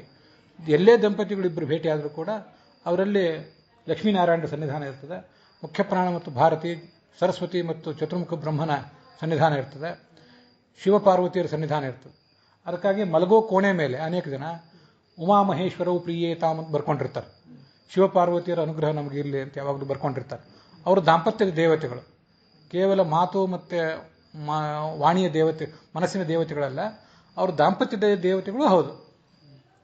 ಹೀಗೆ ಅವರ ಅನುಗ್ರಹದಿಂದ ನಮ್ಮ ದಾಂಪತ್ಯ ಸ್ಥಿರವಾಗಿರಬೇಕು, ಯಾವುದೇ ಕಲಹಕ್ಕೆ ಅದು ಬಲಿಯಾಗದಂತೆ ನಮ್ಮ ದಾಂಪತ್ಯ ಸ್ಥಿರವಾಗಿರಬೇಕು ಅಂತ ಪ್ರಾರ್ಥನೆ ಮಾಡಬೇಕು. ಇದಾದಮೇಲೆ ಅವಿಧವಾ ಭವ ವರ್ಷಾಣಿ ಅಂತ ಕೆಲವು ಮಂತ್ರಗಳನ್ನು ಹೇಳಿದೆ. ಇವು ವೇದದಲ್ಲಿ ಬಂದಿದ್ದು. ನೀವು ಇದನ್ನೇ ನಿಮಗೆ ಆ ವಿವಾಹ ಸಂದರ್ಭದಲ್ಲಿ ಹೇಳಿಸಿರ್ತಾರೆ. ಅವ್ರು ನಿಮ್ಮ ಕೈಯಿಂದ ಅದನ್ನು ಹೇಳಿಸೋದಿಲ್ಲ, ಅದು ವಧುವಿಗೆ ಆಶೀರ್ವಾದ ಮಾಡುವಂಥ ಮಂತ್ರ. ಅವಿಧವಾ ಭವ ವರ್ಷಾಣಿ, ಇದು ವಧುವಿಗೆ ಹೇಳೋದು. 100 ವರ್ಷ ಕಾಲ ನೀನು ವಿಧವೆ ಆಗದೆ ಬದುಕಿರು ಅಂತ ನಿನಗೆ ಆಶೀರ್ವಾದ. 100 ವರ್ಷ ಕಾಲ ಅಂದರೆ ದೀರ್ಘಕಾಲ ಅಂತ ಅಷ್ಟೇ ಅರ್ಥ. ಎಷ್ಟು ಕಾಲ ಬದುಕಲಿಕ್ಕೆ ಸಾಧ್ಯ ಆಗ್ತದೋ ಅಷ್ಟು ಕಾಲ ಬದುಕು. ಎಲ್ಲರೂ 100-120 ವರ್ಷ ಕಾಲನೇ ಬದುಕ್ತಾರೆ ಅಂತಿಲ್ಲ. ಎಷ್ಟು ಕಾಲ ಬದುಕಲಿಕ್ಕೆ ಸಾಧ್ಯ ಆಗ್ತದೋ ಅಷ್ಟು ಕಾಲ ವಿಧವೆ ಆಗದೇನೆ ಬದುಕು. ಒಂದು ಸಂಗತಿಯನ್ನು ಇಲ್ಲಿ ಮತ್ತೆ ಮೇಲಿನ ಮೇಲೆ ಹೇಳ್ತಿರ್ಬೇಕು. ಸಮಾಜದಲ್ಲಿ ಅನೇಕ ನಕಾರಾತ್ಮಕ ಆಲೋಚನೆಗಳು, ಕೆಲವು ಸಂಗತಿಗಳು ಏನೋ ಅಷ್ಟು ಮಹತ್ವದಲ್ಲದೆ ಹೋದರೂ ಕೂಡ ಅದನ್ನು ಬಹಳ ವೈಭವೀಕರಿಸಿ ನೋಡುವಂಥ ಆಲೋಚನೆಗಳಿರ್ತವೆ. ಅದನ್ನು ಈಗ ಹೇಳಿಬಿಡಬೇಕು. ದಾಂಪತ್ಯದ ಜೀವನಕ್ಕೆ ನೀವು ಕಾಲಿಟ್ಟಿದ್ದೀರಿ. ಸ್ತ್ರೀಯರಿಗೆ ಮುತ್ತೈದೆ ಜೀವನ, ಮುತ್ತೈದೆ ಸಾವು ಅನ್ನೋದು ಭಾರಿ ದೊಡ್ಡ ಭಾಗ್ಯ ಅಂತ ಹೇಳಿಬಿಟ್ಟಿರ್ತಾರೆ ಅವರಿಗೆ. ಆ ವಾತಾವರಣದಿಂದಲೇ ಹಾಗೆ ಬೆಳೆದು ಬಂದಿರ್ತದೆ. ಅವ್ರ ತಾಯಿ, ಅವ್ರ ಅಜ್ಜಿ, ಅವರ ಅತ್ತೆ ಎಲ್ಲರೂ ಅದನ್ನು ಹೇಳ್ತಾ ಬಂದಿರ್ತಾರೆ. ವಸ್ತುತಃ ಅದು ಅಶಾಸ್ತ್ರೀಯ. ನೀನು ಗಂಡ ಇರುವ ತನಕನೂ ನಿನ್ನ ಹೆಂಡತಿ ಇದ್ದರೆ ಬಹಳ ಸಂತೋಷ, ಅವಳಿರೋ ತನಕ ನೀನು ಇದ್ದರೆ ಬಹಳ ಸಂತೋಷ, ಇಬ್ಬರು ಒಟ್ಟಿಗೆ ಗತಿಸಿದ್ರೆ ಬಹಳ ಸಂತೋಷ. ವಿವಾಹ ಜೀವನಕ್ಕೆ ಕಾಲಿಟ್ಟಿದ್ದೀರಿ, ಗತಿಸಿದರೆ ಅಂತ ಈಗ ಮಾತಾಡ್ತೀನಿ ಅಂತ ಅಮಂಗಳ ಅಂತ ತಿಳ್ಕೊಬೇಡ್ರಿ. ಸಕಲ ಜೀವನವೂ ಮಂಗಳವೇ, ಸಾವು ಅಮಂಗಳ ಏನಲ್ಲ. ಒಂದು ದಿವಸ ಮನುಷ್ಯ ಎಲ್ಲರೂ ಹೋಗಬೇಕು, ಅದಕ್ಕಾಗಿ ಈ ಮಾತುಗಳನ್ನು ಹೇಳ್ತಿದ್ದೇನೆ ಅಷ್ಟೇ. ಆದ್ದರಿಂದ ಮುತ್ತೈದೆ ಸಾವು ಅನ್ನೋ ದೊಡ್ಡ ಭಾಗ್ಯ ಏನಲ್ಲ. ಹಾಗೆ ಶಾಸ್ತ್ರದ ಯಾವ ರಾಮಾಯಣ, ಮಹಾಭಾರತ, ಭಾಗವತ, ಸರ್ವಮೂಲ ಇತ್ಯಾದಿ ಎಲ್ಲಿಯೂ ಅದನ್ನು ಹೇಳಲಿಲ್ಲ. ಈಗಾಗಲೇ ವಿವಾಹ ಜೀವನಕ್ಕೆ ಕಾಲಿಡು ಹುಡುಗಿ ಆಗಲಿ, ಹಿರಿಯ ಮುತ್ತೈದೆಯರು ಮತ್ತು ವಿಧವೆಯರಾದವರು, ಅವ್ರು ಯಾವುದೂ ಇದ್ರ ಬಗ್ಗೆ ಆಲೋಚನೆ ಮಾಡಬೇಕಾದ್ದಿಲ್ಲ. ನಾವು ಅನೇಕ ಜನ ವಿಧವೆಯರನ್ನು ಮಾತಾಡಿಸಿದ್ದೇನೆ. ನಾವು ಮುತ್ತೈದೆಯರಾಗಿ ಇರಬೇಕಾಗಿತ್ತು, ಮುತ್ತೈದೆಯರಾಗಿ ಹೋಗಬೇಕಾಗಿತ್ತು, ನಮಗೆ ಅವಕಾಶ ಬರಲಿಲ್ಲ ಅಂತ ಗೋಳಾಡೋದನ್ನು ನೋಡಿದ್ದೇನೆ. ಅದಕ್ಕೆ ಯಾವ ಅರ್ಥನೂ ಇಲ್ಲ, ಶಾಸ್ತ್ರದೊಳಗೆ ಏನೇನೂ ಅರ್ಥನೂ ಇಲ್ಲ. ಅದನ್ನು ಅನಗತ್ಯವಾಗಿ ವೈಭವೀಕರಿಸಿರ್ತಾರಷ್ಟೇ. ದೇವತೆಗಳು ಶಿವ, ಪಾರ್ವತಿ, ಇಂದ್ರ, ಶಚಿ, ಇಲ್ಲಿ ಬರ್ತದೆ ಇಲ್ಲಿ ಮುಂದೆ. ಇಂದ್ರಸ್ಯತು ಯಥೇಂದ್ರಾಣಿ, ಇಂದ್ರ ಮತ್ತು ಶಚಿ, ಶಿವ, ಪಾರ್ವತಿ ಮತ್ತು ವಸಿಷ್ಠ, ಅರುಂಧತಿ ಅವರೆಲ್ಲ ಒಟ್ಟಿಗೆ ಹುಟ್ಟುತ್ತಾರೆ, ಒಟ್ಟಿಗೆ ಪ್ರಳಯಕ್ಕೆ ಹೋಗ್ತಾರೆ. ಅವ್ರಿಗದು ದೇವತೆಗಳಿಗೆ ಸಾಧ್ಯ, ನಮಗದು ಸಾಧ್ಯ ಆಗೋದಿಲ್ಲ. ಅವರು ದೇವತೆಗಳು ಸಾವು ಮುಪ್ಪು ಇಲ್ಲದೆ ಇದ್ದವರು. ಆದ್ದರಿಂದ ಒಟ್ಟಿಗೆ ಹುಟ್ಟಿರ್ತಾರೆ, ಒಟ್ಟಿಗೆ ಈ ಪ್ರಳಯ ಕಾಲದಲ್ಲಿ ದೇಹ ಬಿಟ್ಟು ಹೋಗ್ತಾರೆ. ಅವ್ರಿಗೆ ಸಾವು ಆವಾಗ, ನಮಗೆ 70-80 ವರ್ಷ ಆದ ಕೂಡಲೇ ಮತ್ತೆ ಸಾವು ಬರ್ತಿರ್ತದಲ್ಲ, ಆ ಥರ ಅವ್ರಿಗೆ ಸಾವಿಲ್ಲ. ಆ ಥರ ನೀವು ಬದುಕ್ರಿ, ಧಾರ್ಮಿಕರಾಗಿ ಬದುಕ್ರಿ ಅಂತ ನಾವು ನಿಮ್ಗೆ ಆಶೀರ್ವಾದ ಮಾಡ್ಬೋದು, ನೀವು ಅದನ್ನು ಕೇಳ್ಬೋದು ಅಷ್ಟೇ. ಹೊರತು ಈ ಹೆಂಡತಿ ಕೊನೆ ತನಕನೂ ಮುತ್ತೈದೆಯಾಗೇ ಇರಬೇಕು ಅಂತ ಇವಳೇನೋ ಭಾವಿಸೋದು, ಅದೇನೇ ದೊಡ್ಡ ಸೌಭಾಗ್ಯ ಅಂತ ಭಾವಿಸೋದು, ಅದಕ್ಕೆ ಚ್ಯುತಿ ಬಂದಾಗ ಗೋಳಾಡೋದಕ್ಕೆ ಯಾವ ಅರ್ಥನೂ ಇಲ್ಲ. ಅದು ಯಾವುದನ್ನು ಶಾಸ್ತ್ರ ಹೇಳಿಲ್ಲ. ಒಂದು ಕೇಳೋರು ಅರ್ಧಮರ್ಧ ಇಲ್ಲ ಆದರೂ ಕೇಳಿ. ಅಲ್ಲ, ರಾಮಾಯಣದಲ್ಲಿ ವಿಧವೆಯರೇ ಇರಲಿಲ್ಲ ಅಂತ ವರ್ಣನೆ ಇದೆಯಲ್ಲ, ವಿಧವೆಯರು ಇರಲಿಲ್ಲ ಅಂತ ವರ್ಣನೆ ಬಂದರೆ ಏನರ್ಥ? ಎಲ್ಲರೂ ಸುಮಂಗಲಿಯರಾಗೇ ಸಾಯ್ತಿದ್ರು ಅಂತ ಹಿಂಗೆ ಬಂದಿದೆಯಲ್ಲ ಅಂತಂದರೆ, ಹಾಗಾದರೆ ಮಹಾಭಾರತ ತಾತ್ಪರ್ಯ ನಿರ್ಣಯ ಏನಿದೆ ಅಂತನೂ ನೋಡಬೇಕು. ಈಗ ನೀವು ಒಬ್ಬ ಹೆಂಗಸು, ನಾನು ಮುತ್ತೈದೆಯಾಗಿಯೇ ಗತಿಸಬೇಕು ಅಂತ ಆಲೋಚನೆ ಮಾಡಿದ್ರಿ. ನಾನು ಗಂಡ, ನಾನು ಇರೋ ತನಕನೂ ನಾನು ಹೆಂಡ್ತಿನ ಜೊತೆಗೆ ಇರಬೇಕು ಅಂತ ಅವನು ಆಲೋಚನೆ ಮಾಡಿದ. ಹಾಗಾದ್ರೆ ಗತಿ ಏನು? ಯಾರು ಹೋಗಬೇಕು ಮೊದಲು? ನೀವು ದೇವರಿಗೆ ಸವಾಲು ಹಾಕಿದಂತೆ ಏನು ಮಾಡ್ತೀರಿ? ನಮ್ಮಿಬ್ಬರನ್ನು ಒಟ್ಟಿಗೆ ಕರ್ಕೊಂಡು ಹೋಗುವಂತ ಪ್ರಾರ್ಥನೆ ಮಾಡ್ತೀರಾ? ಅಥವಾ ಹೆಂಡತಿ ಆದವಳು ನಾವು ಮುತ್ತೈದೆ ಆದಾಗಲೇ ನಾನು ಕರ್ಕೊಂಡು ಹೋಗುವಂತ ಪ್ರಾರ್ಥನೆ ಮಾಡ್ತೀರಾ? ಅದನ್ನು ನಾವು ಈಡೇರಿಸಬೇಕು. ಏನು ಮಾಡಬೇಕು ದೇವರು? ನಮ್ಮ ಸಾವು, ನಮ್ಮ ಮುಪ್ಪು ಅದೆಲ್ಲ ನಮ್ಮದೊಂದು ಪ್ರಾರಬ್ಧ ಕರ್ಮದ ಅಧೀನ. ಹಾಗಿದ್ದ ಮೇಲೆ ಆ ಥರ ಪ್ರಾರ್ಥನೆ ಮಾಡೋದಕ್ಕೇನು ಅಧಿಕಾರ ಇಲ್ಲ. ಇರೋ ತನಕ ಸಂತೋಷವಾಗಿರೋಣ. ಇಲ್ಲದೆ ಹೋದರೆ ಸಹಜವಾಗಿ ದುಃಖ ಆಗ್ತದೆ, ಆಗೋದಿಲ್ಲ ಅಂತಲ್ಲ, ದುಃಖ ಪಡಬಾರ್ದಂತಲ್ಲ. ಆದರೆ ಈ ಮುತ್ತೈದೆತನ ತಪ್ಪಿತಲ್ಲ ಅಂತ ಯಾರೂ ದುಃಖ ಪಡಬೇಕಾಗಿಲ್ಲ. ಇದು ಜೀವನದೊಳಗೆ ಇವೆಲ್ಲ ಸ್ಥಿತ್ಯಂತರಗಳಷ್ಟೇ. ಮಹಾಭಾರತ ತಾತ್ಪರ್ಯ ನಿರ್ಣಯದಲ್ಲಿ ಆಚಾರ್ಯರು ಪಾಂಡವರ ಜೀವನದಲ್ಲಿ, ಪಾಂಡವರ ಕಾಲದಲ್ಲಿ ಜೀವನ ಹೇಗಿತ್ತು ಅಂತ ವರ್ಣನೆ ಮಾಡ್ತಾರೆ. ಅಲ್ಲಿ ವಿದುರರು ಇರಲಿಲ್ಲ ಅಂತಿದೆ. ವಿದುರರು ಯಾರೂ ಇರಲಿಲ್ಲ, ಎಲ್ಲರೂ ಪತ್ನಿಯರ ಜೊತೆಗೆ ಇರ್ತಿದ್ರು. ಇಲ್ಲಿ ರಾಮಾಯಣದಲ್ಲಿ ವಿಧವೆಯರು ಯಾರೂ ಇರ್ತಿರ್ಲಿಲ್ಲ ಅಂತಿದೆ. ಮತ್ತು ಇದಕ್ಕೆಲ್ಲ ಏನರ್ಥ? ಇಂಥ ಭ್ರಮೆಗಳನ್ನ ಯಾವ ಹೆಂಗಸೂ ಕೂಡ ಇನ್ನೊಂದು ತಲೆಮಾರಿಗೆ, ಇನ್ನೊಂದು ಜನ್ರೇಷನ್ಗೆ ಪಾಸ್ ಮಾಡೋದು ಬೇಡ. ಇಂಥ ಭ್ರಮೆಗಳನ್ನು ಹರಡ್ತಾ ಹೋಗೋದು ಬೇಡ. ಎಂದೂ ಒಂದು ಚಿಕ್ಕ ಹುಡುಗಿ ಹುಟ್ಟಿದ ಕೂಡಲೇ ಅದು ಬೆಳೀತಾ ಹೋದಂತ ಸ್ವಲ್ಪ ಒಂದು 10, 12, 15 ವಯಸ್ಸಿಗೆ ಬಂದ ಕೂಡಲೇ ಇಂಥ ಭ್ರಮೆಗಳನ್ನು ಅದಕ್ಕೆ ಬಿತ್ತುತ್ತಾ ಹೋಗ್ತಾರೆ. ದಾಂಪತ್ಯ ಜೀವನದಲ್ಲಿ ನೀವು ಕಾಲಿಡ್ತಿದ್ದೀರಿ, ನಿಮಗೆ ಅದ್ರ ಬಗ್ಗೆ ಒಂದು ಎಚ್ಚರ ಇರಲಿ. ಇದು ಈ ಎಲ್ಲ ಮಾತುಗಳಿಗೆ ಅರ್ಥ ಇಲ್ಲ. ಭಗವಂತ ಎಷ್ಟು ಕಾಲ ನಮ್ಮನ್ನು ಇಡ್ತಾನೋ ಅಷ್ಟು ಕಾಲ ನಾವು ಧಾರ್ಮಿಕರಾಗಿ ಪರಸ್ಪರ ಪ್ರೀತಿಯಿಂದ ಬದುಕಬೇಕಾದ್ರೆ ನಮ್ಮ ಕರ್ತವ್ಯ. ಮುತ್ತೈದೆತನದ ಅನಗತ್ಯವಾದ ವೈಭವೀಕರಣ ಅಶಾಸ್ತ್ರೀಯ, ಸ್ಪಷ್ಟವಾದ ಮಾತು. ಧರ್ಮಪತ್ನಿ ಅವಿಧವಾ ಭವ ವರ್ಷಾಣಿ ಅಂತ ಇಲ್ಲಿ ಬಂತು. ಶತಂ ಸಾಗ್ರಂತು ಸುವ್ರತ, ಇನ್ನೂ ಬರೇ 100 ಅಲ್ಲ, 100ಕ್ಕಿಂತ ಹೆಚ್ಚು ಬದುಕು. ಸುವ್ರತ, ಅನೇಕ ವ್ರತಗಳನ್ನು ಮಾಡು, ನಿನ್ನ ಗಂಡನ ಜೊತೆಗೆ ಸೇರಿ ಅನೇಕ ವ್ರತ ಮಾಡು. ತೇಜಸ್ವಿ, ನಿನ್ನ ಮುಖದಲ್ಲಿ ಒಂದು ತೇಜಸ್ಸು ಬರಲಿ. ಗಂಡಸಿಗೆ 8ನೇ ವಯಸ್ಸಿಗೆ ಉಪನಯನ ಮಾಡ್ತಾರಲ್ಲ, ಹೆಂಗಸಿಗೆ ಯಾವಾಗ ಉಪನಯನ? ಹೆಂಗಸಿಗೆ ಉಪನಯನ ಇಲ್ಲ ಅಂತ ತಿಳ್ಕೊಂಡಿದ್ದಾರೆ ಅನೇಕ ಜನ. ಆಚಾರ್ಯರು ಅದನ್ನು ಬ್ರಹ್ಮಸೂತ್ರ ಭಾಷ್ಯದಲ್ಲಿ ಹೇಳ್ತಾರೆ, ಸ್ತ್ರೀಣಾಂ ಪ್ರಧಾನ ಕರ್ಮ ಇವ ಯಥೋಪನಯನಂ ತಥಾ. ನಿಮಗೆ ಮದುವೆ ಆಯ್ತಲ್ಲ, ಮದುವೆ ಆದ ಕೂಡಲೇ ನಿಮಗೆ ಅದು ಉಪನಯನ ಆದಂತೆಯೇ.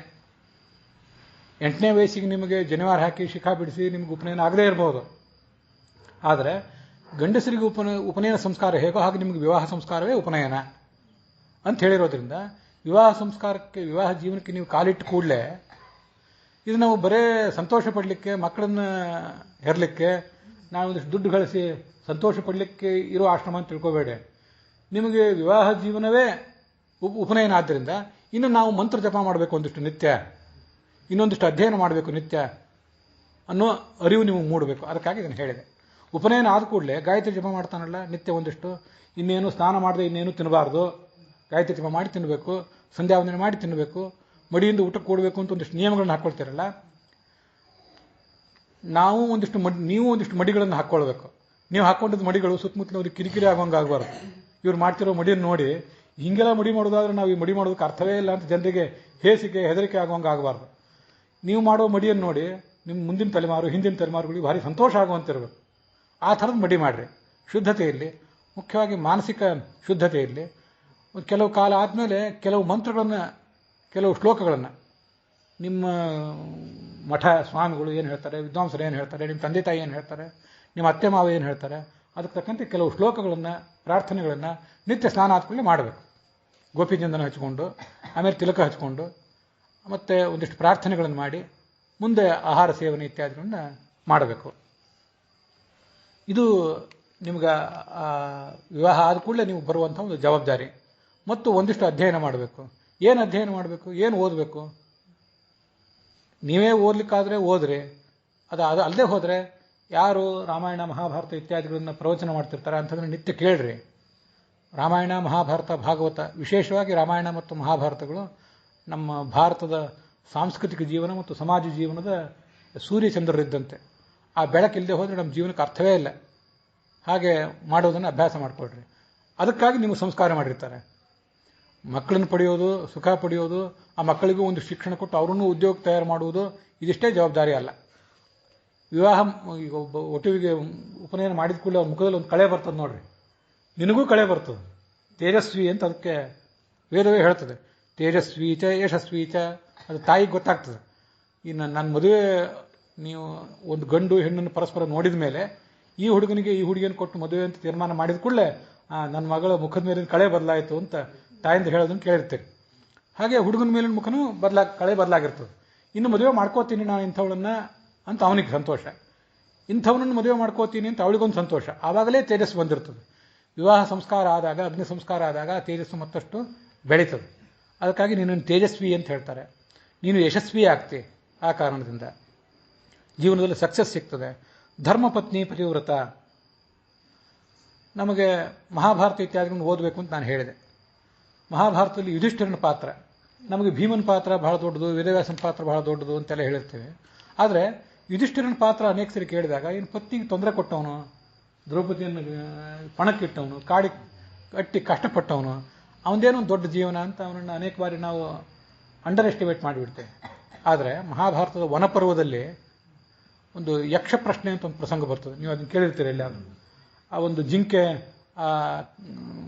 ಅರಣಿಗಳನ್ನು, ಕಟ್ಟಿಗೆಗಳನ್ನೆಲ್ಲ ಹೊತ್ಕೊಂಡು ಹೋಗಿರ್ತದೆ. ಇವನು ಹುಡುಕ್ಲಿಕ್ಕೆ ಹೋಗ್ತಾನೆ. ಅಲ್ಲಿ 4 ಜನ ತಮ್ಮಂದರು ನೀರು ಕುಡಿದು ಬಿದ್ದು ಬಿಡ್ತಾರೆ.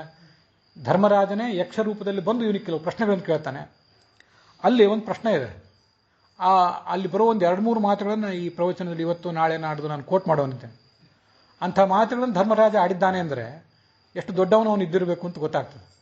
ಅಲ್ಲೊಂದು ಮಾತು ಹೇಳ್ತಾನೆ, ಧರ್ಮ ಅರ್ಥ ಕಾಮ ಮೋಕ್ಷ ಅಂತ 4 ಪುರುಷಾರ್ಥ ಇದೆಯಲ್ಲ, ಮೋಕ್ಷ ಕೊನೆ ಪುರುಷಾರ್ಥ, ಅದು ಆ ಕಡೆ ಇರಲಿ.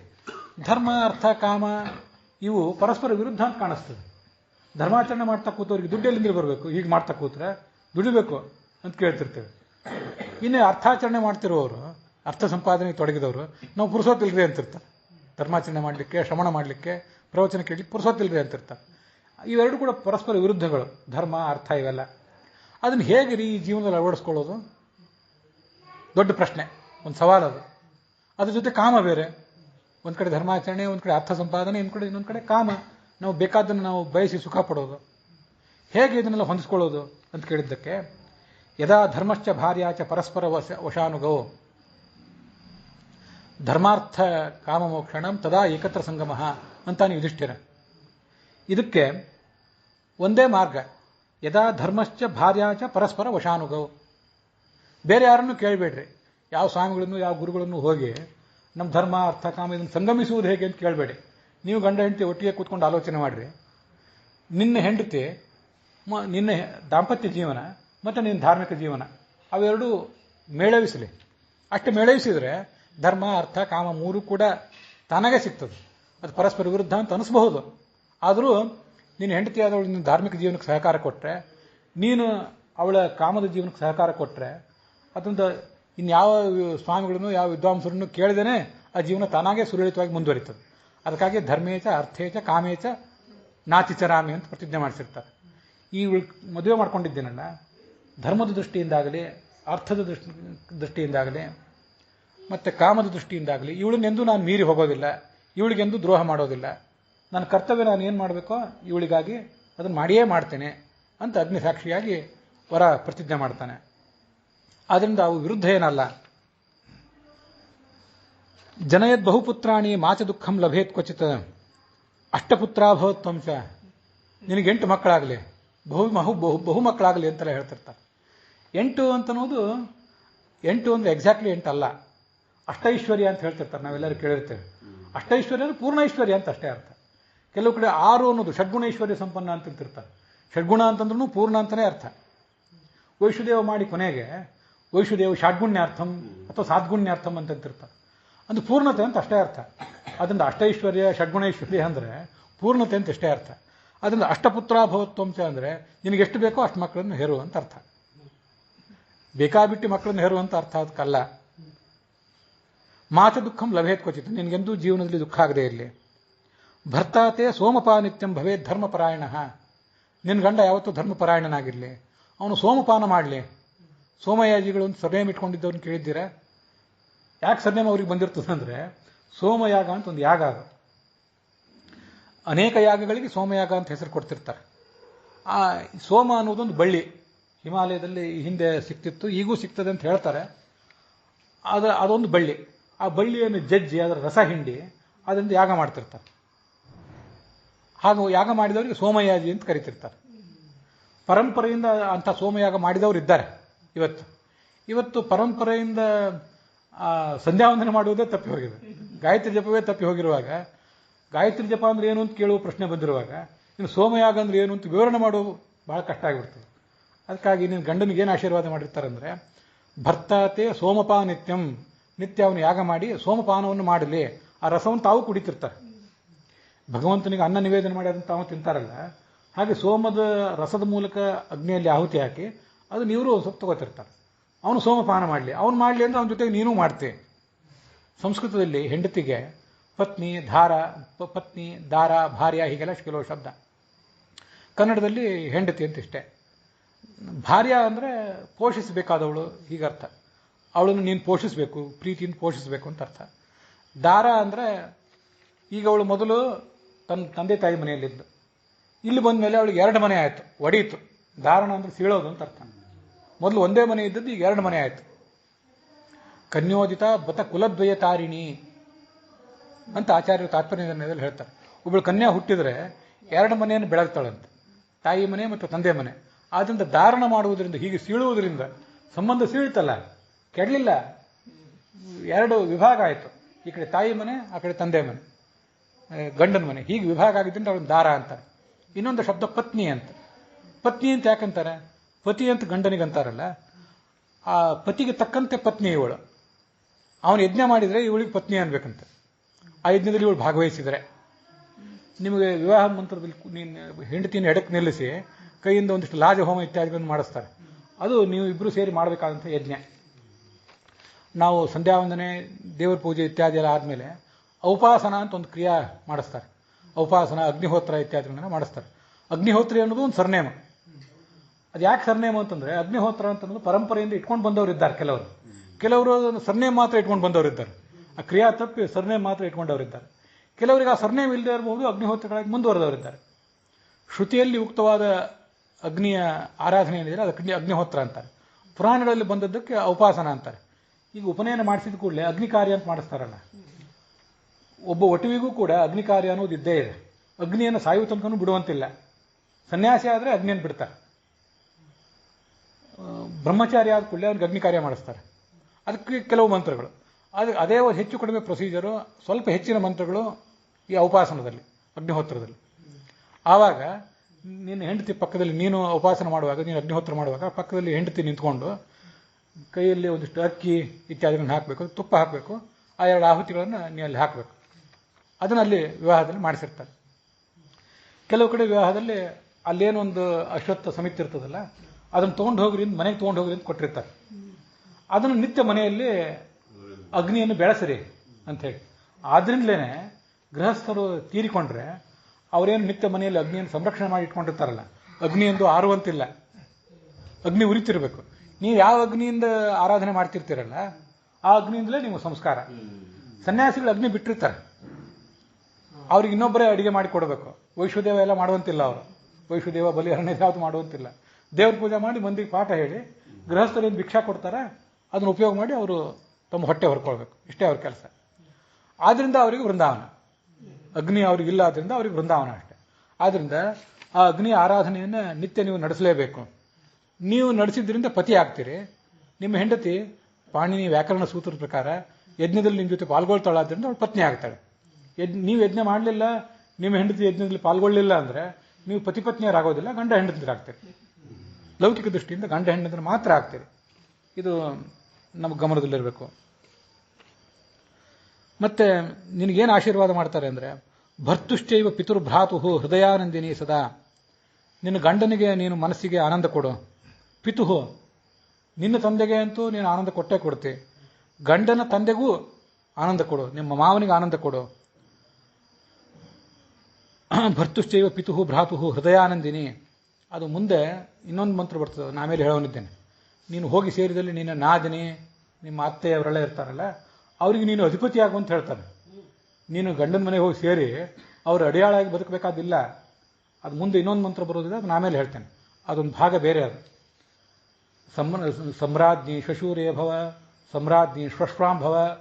ನಿಮ್ಮ ಅತ್ತೆ, ನಿಮ್ಮ ಮಾವ, ನಿಮ್ಮ ನಾದಿನಿ ಅವರೆಲ್ಲರಿಗೂ ನೀನು ಸಮ್ರಾಜ್ಞಿ, ರಾಣಿಯಾಗಿ ಮೆರಿ ಅಂತ ಅವಳಿಗೆ ಆಶೀರ್ವಾದ ಮಾಡ್ತಾರೆ. ಇಲ್ಲೀಗ ನಿನ್ನ ಗಂಡ, ಗಂಡನ ತಂದೆ, ನಿನ್ನ ತಂದೆ ಅವರಿಗೆ ಆನಂದ ಕೊಡುವಂತ ಬಂತು. ಅದಕ್ಕಾಗಿ ಹೇಳಿದೆ, ಶುಭಗಳಾಗಿ ಸೌಭಾಗ್ಯವತಿಯಾಗಿ ಬದುಕು, ಪತಿವ್ರತೆಯಾಗಿ ಬದುಕು. ಹೇಗೆ? ಇಂದ್ರಸ್ಯತು ಯಥೇಂದ್ರಾಣಿ. ಇಂದ್ರನಿಗೆ ಶಚೀದೇವಿ ಹೇಗೆ ಅತ್ಯಂತ ಪ್ರಿಯಳಾಗಿ ಬದುಕ್ತಾಳಲ್ಲ, ಹಾಗೆ ನೀನು ಬದುಕು ಅಂತ. ರುಕ್ಮಿಣಿಗೆ ಸ್ವಯಂವರ ನಡೆದಿತ್ತಲ್ಲ, ಆವಾಗ ಕೃಷ್ಣ ಬಂದು ಅವಳನ್ನು ಅಪಹಾರ ಮಾಡ್ಕೊಂಡು ಹೋಗಿದ್ನಲ್ಲ, ಅಲ್ಲಿ ಆ ರುಕ್ಮಿಣಿ ಶಚೀದೇವಿಯ ಮಂದಿರಕ್ಕೆ ಪೂಜೆಗೆ ಹೋಗಿದ್ಲು ಅಂತ ಎಲ್ಲೋ ಒಂದು ಕಡೆ ಬರ್ತದೆ ನೋಡಿ. ಆದ್ದರಿಂದ ಶಚಿ ಮತ್ತು ಇಂದ್ರರ ಆರಾಧನೆ ಅನ್ನೋದು ಆ ಥರದ್ದು ಮುಖ್ಯವಾದದ್ದು. ಶ್ರೀಧರಸ್ಯ ಯಥಾ ಶ್ರೀಹಿ. ಶ್ರೀಧರ ಅಂದರೆ ನಾರಾಯಣ, ಅವನ ಪಾಲಿಗೆ ಲಕ್ಷ್ಮೀದೇವಿ ಹೇಗೋ ಹಾಗೆ. ಶಂಕರಸ್ಯ ಯಥಾ ಗೌರಿ. ಗೊತ್ತಾಗ್ತದೆ, ಶಂಕರ ಅಂದರೆ ಶಿವ, ಗೌರಿ ಅಂದರೆ ಪಾರ್ವತಿ. ಅವರು ದಾಂಪತ್ಯದ ದೇವತೆಗಳು. ವಿಶೇಷವಾಗಿ ತತ್ವನ್ಯಾಸ, ಮಾತುಕನ್ಯಾಸ ಇತ್ಯಾದಿ ಮಾಡೋರಿಗೆ ಉಪಸ್ಥಾತ್ಮನೆ, ಉಪಸ್ಥೇಂದ್ರಿಯ ಅಂತ ಏನಿದೆಯಲ್ಲ, ನಮ್ಮ ಗುಹ್ಯೇಂದ್ರಿಯ, ಅದಕ್ಕೆ ಅಭಿಮಾನಿ ದೇವತೆ ಶಿವ. ದಾಂಪತ್ಯ ಸುಖದ ದೇವತೆ ಪಾರ್ವತಿ. ಈಗ ಅವ್ರ ಸ್ಥಾನ ಅದು. ಭರ್ತುರಪಿ ಭರ್ತರಿ ಅತ್ತೇರ್ ಯಥಾನೂಸೂಯ ಸ್ಯಾತ್. ಅತ್ರಿ ಋಷಿಗಳಿಗೆ ಅನಸೂಯ ಅಂತ ಪತ್ನಿ ಇದ್ಲು, ಅದರಂತೆ ನೀನು ಬದುಕು. ವಸಿಷ್ಠಸ್ಯಾಪಿ ಅರುಂಧತಿ. ಅರುಂಧತಿ ನಕ್ಷತ್ರವನ್ನು ತೋರಿಸ್ತಿರ್ತಾರೆ ಆ ವಿವಾಹ ಆದಾಗ. ವಸಿಷ್ಠನಿಗೆ ಅರುಂಧತಿ ಹೇಗೆ ಸತಿಯಾಗಿ ಬದುಕಿಲ್ಲ, ಹಾಗೆ ನೀನು ಬದುಕು. ಕೌಶಿಕಸ್ಯ ಯಥಾ ಸತಿ ವಿಶ್ವಾಮಿತ್ರನಿಗೆ ಅವನ ಹೆಂಡತಿ ಹೇಗೆ ಇದ್ಲೋ ಹಾಗೆ ನೀನು ಬದುಕು, ತಥಾ ತ್ವಮಪಿ ಭರ್ತರಿ, ಹಾಗೂ ನಿನ್ನ ಹಾಗೆ ನೀನು ಕೂಡ ನಿನ್ನ ಗಂಡಂದ್ರ ಬಗ್ಗೆ ನಡ್ಕೊಳ್ಬೇಕು ಅಂತ ಅವಳಿಗೆ ಇದು ಒಂದು ಮಂತ್ರ. ಇಂಥ ಇನ್ನೂ ಒಂದೆರಡು ಮಂತ್ರಗಳು ಅದನ್ನ ಕ್ರಮವಾಗಿ ಹೇಳ್ತೇನೆ. ಪತಿವ್ರತೆಯಾಗಿ ಬದುಕಬೇಕು ಅಂತ ನಿನಗೆ ಆಶೀರ್ವಾದ ಮಾಡಿದ್ರಲ್ಲ, ಪತ್ನಿವ್ರತನಾಗಿ ಬದುಕಬೇಕು ಅಂತ ನಿನಗೂ ಆಶೀರ್ವಾದ ಇದ್ದದ್ದೇ. ಭಾಗವತ ತಾತ್ಪರ್ಯದಲ್ಲಿ ಆಚಾರ್ಯ ಹೇಳ್ತಾರೆ, ಪ್ರಾಜಾಪತ್ಯ ಬ್ರಹ್ಮಚರ್ಯಂ ಏಕಭಾರ್ಯಾರ್ಥಗಾಮಿತ. ಮದುವೆ ಆದರೂ ಕೂಡ ನೀನು ಬ್ರಹ್ಮಚಾರಿಯೇ. ಈಗ ಬ್ರಹ್ಮಚರ್ಯಕ್ಕೆ ಏನು ಕರೀತಾರೆ ಅಂದರೆ ಪ್ರಾಜಾಪತ್ಯ ಬ್ರಹ್ಮಚರ್ಯ ಅಂತ ಕರೀತಾರೆ. ಅದೇನು ಪ್ರಾಜಾಪತ್ಯ ಬ್ರಹ್ಮಚರ್ಯ ಅಂದರೆ ಏಕಭಾರ್ಯಾರ್ಥಗಾಮಿತ, ಒಬ್ಬಳೇ ಪತ್ನಿ, ಅವಳ ಜೊತೆಗೆ ಸಮಾಗಮ, ಮತ್ತೆ ಸಂತಾನಕ್ಕಾಗಿ ಸಮಾಗಮ ಋತುಕಾಲದಲ್ಲಿ, ಅದನ್ನ ಪ್ರಾಜಾಪತ್ಯ ಬ್ರಹ್ಮಚರ್ಯ ಅಂತ ಕರೀತಾರೆ. ಈ ಮಂತ್ರ ಜಪ ಅಧ್ಯಯನ ಇತ್ಯಾದಿಗಳನ್ನು ಮಾಡಿ ಆ ಪ್ರಾಜಾಪತ್ಯ ಬ್ರಹ್ಮಚರ್ಯವನ್ನು ನೀವು ಉಳಿಸ್ಕೊಳ್ಬೇಕು. ಈ ಗೃಹಸ್ಥಾಶ್ರಮ ಅನ್ನೋದು ಎಷ್ಟು ದೊಡ್ಡದು ಅಂದರೆ, ಮಹಾಭಾರತವನ್ನು ರಚನೆ ಮಾಡುವುದಕ್ಕಿಂತ ಮುಂಚೆ ವ್ಯಾಸರು ಅಸ್ಯ ಕಾವ್ಯಸ್ಯ ಕವಯೋ ನ ಸಮರ್ಥ ವಿಶೇಷಣೆ ಗೃಹಸ್ಥಸ್ಯ ಶೇಷಾಸ್ತ್ರಯ ಇವಾಶ್ರಮ ಅಂತ ಒಂದು ಶ್ಲೋಕ ಹೇಳ್ತಾರೆ. ಮಹಾಭಾರತದ ಆದಿಪರ್ವದಲ್ಲಿ ಮೊದಲನೇ ಅಧ್ಯಾಯದಲ್ಲಿ ಬರೋ ಶ್ಲೋಕ ಇದು. ಈ ಕಾವ್ಯವನ್ನು ಇನ್ಯಾವ ಕವಿಯೂ ಮೀರೋದು ಸಾಧ್ಯ ಇಲ್ಲ, ಅಷ್ಟು ದೊಡ್ಡ ಕಾವ್ಯ ಇದು. ಮಹಾಭಾರತ ಒಂದು ಓದಿ ಗೊತ್ತಿದ್ರೆ ಯಾವ ಬೇಕಾದ ಅನೇಕ ಕಾದಂಬರಿಗಳನ್ನು ಬರೀಬಹುದು, ಅನೇಕ ಶಾಸ್ತ್ರಗಳನ್ನು ಅರ್ಥ ಮಾಡ್ಕೋಬಹುದು. ಈ ಕಾವ್ಯವನ್ನು ಇನ್ಯಾರೂ ಮೀರುವುದೇ ಸಾಧ್ಯ ಇಲ್ಲ ಅಂತಾರೆ ಅವರಲ್ಲಿ. ಅದು ಹೇಗೆ ಅಂದರೆ, ಅದು ಕೊಟ್ಟಿರೋ ಉಪಮಾ ಏನು, ಹೋಲಿಕೆ ಏನಂದರೆ, ವಿಶೇಷಣೆ ಗೃಹಸ್ಥಸ್ಯ ಶೇಷಾಸ್ತ್ರಯ ಇವಾಶ್ರಮ, ಬ್ರಹ್ಮಚರ್ಯ, ಸನ್ಯಾಸ ಮತ್ತು ವಾನಪ್ರಸ್ಥ ಅಂತ ಉಳಿದ 3 ಆಶ್ರಮ ಇವೆಯಲ್ಲ, ಅವುಗಳು ಗೃಹಸ್ಥಾಶ್ರಮದ ವೈಭವವನ್ನು ಮೀರೋದು ಸಾಧ್ಯ ಇದೆಯೇನೋ? ಇಲ್ಲ. ಯಾಕೆಂದರೆ ಬ್ರಹ್ಮಚಾರಿಗಳಿಗೆ ಊಟ ಯಾರು ಹಾಕಬೇಕು? ಗೃಹಸ್ಥರೇ ಹಾಕಬೇಕು. ಬ್ರಹ್ಮಚಾರಿಗಳದ್ದು ಅವ್ರದ್ದೇ ಆದ ಆದಾಯ ಇರೋದಿಲ್ಲ. ಸನ್ಯಾಸಿಗಳು ಅವರು ಅಡಿಗೆ ಮಾಡ್ಕೊಳ್ಳುವಂತಿಲ್ಲ. ಇವತ್ತು ಮಠಗಳಂತಿವೆ ಹೊರತು ಹಿಂದಿನ ಕಾಲದಲ್ಲಿ ಇಷ್ಟು ಸಂಪತ್ತು ಇತ್ಯಾದಿ ಇರ್ತಿರ್ಲಿಲ್ಲ. ಆದ್ದರಿಂದ ಬ್ರಹ್ಮಚಾರಿಗಳಿಗೂ ಸನ್ಯಾಸಿಗಳಿಗೂ ವಾನಪ್ರಸ್ಥರಿಗೂ ಕೂಡ ರಿಟೈರ್ಡ್ ಆಗಿ ಅವ್ರು ಕಾಡಿಗೆ ಹೋಗಿಬಿಟ್ಟಿರ್ತಾರೆ ಗಂಡ ಹೆಂಡತಿ ಜೊತೆಗೆ. ಮತ್ತು ಅವರಿಗೆಲ್ಲ ದುಡಿದು ಊಟಕ್ಕೆ ಹಾಕಬೇಕಾದವ್ರು ಯಾರು? ಗೃಹಸ್ಥರೇ ಹಾಕಬೇಕು. ಹೀಗೆ ಗೃಹಸ್ಥಾಶ್ರಮದ ವೈಭವ ಇದೆ. ಗೃಹಸ್ಥಾಶ್ರಮವನ್ನು ಉಳಿದ ಆಶ್ರಮಗಳು ಹೇಗೆ ಮೀರೋದು ಸಾಧ್ಯ ಇಲ್ವೋ ಹಾಗೆ ಸನ್ಯಾಸಾಶ್ರಮವನ್ನು ಉಳಿದವರು ಯಾರು ಮೀರೋದು ಸಾಧ್ಯ ಇಲ್ಲ ಅಂತ. ಶಲ್ಯ ಪರ್ವದಲ್ಲಿ ಅಸಿತ ದೇವಲರು ಅಂತ ಒಬ್ಬರದ ಕಥೆ ಬರ್ತದೆ, ಋಷಿ ಅವರು. ಆ ಋಷಿ ಗೃಹಸ್ಥಾಶ್ರಮದಲ್ಲಿ ವೈಭವದಿಂದ ಬದುಕಿ ಒಂದ್ಸರಿ ಏನು ಮಾಡ್ತಾರೆ, ನಾನು ಸನ್ಯಾಸಿ ಆಗ್ತೀನಿ ಅಂತ ಹೊರಟು ಬಿಡ್ತಾರೆ. ಅವರು ಸನ್ಯಾಸಿ ಆಗ್ತೀನಿ ಅಂತ ಹೊರಟಾಗ ಅಲ್ಲಿ ಸುತ್ತಮುತ್ತಿದ್ದಂಥ ಪ್ರಾಣಿ ಪಕ್ಷಿಗಳೆಲ್ಲ ಭಯ ಪಡ್ತವೆ, ದುಃಖ ಪಡ್ತವೆ. ಯಾಕೆ ದುಃಖ ಪಡ್ತವೆ ಅಂತಂದರೆ, ಅದು ಆ ಕಥಾ ನಾವು ಕೇಳಿದರೆ ಗೃಹಸ್ಥಾಶ್ರಮದ ಕರ್ತವ್ಯ ಏನು ಅಂತ ಗೊತ್ತಾಗ್ತದೆ.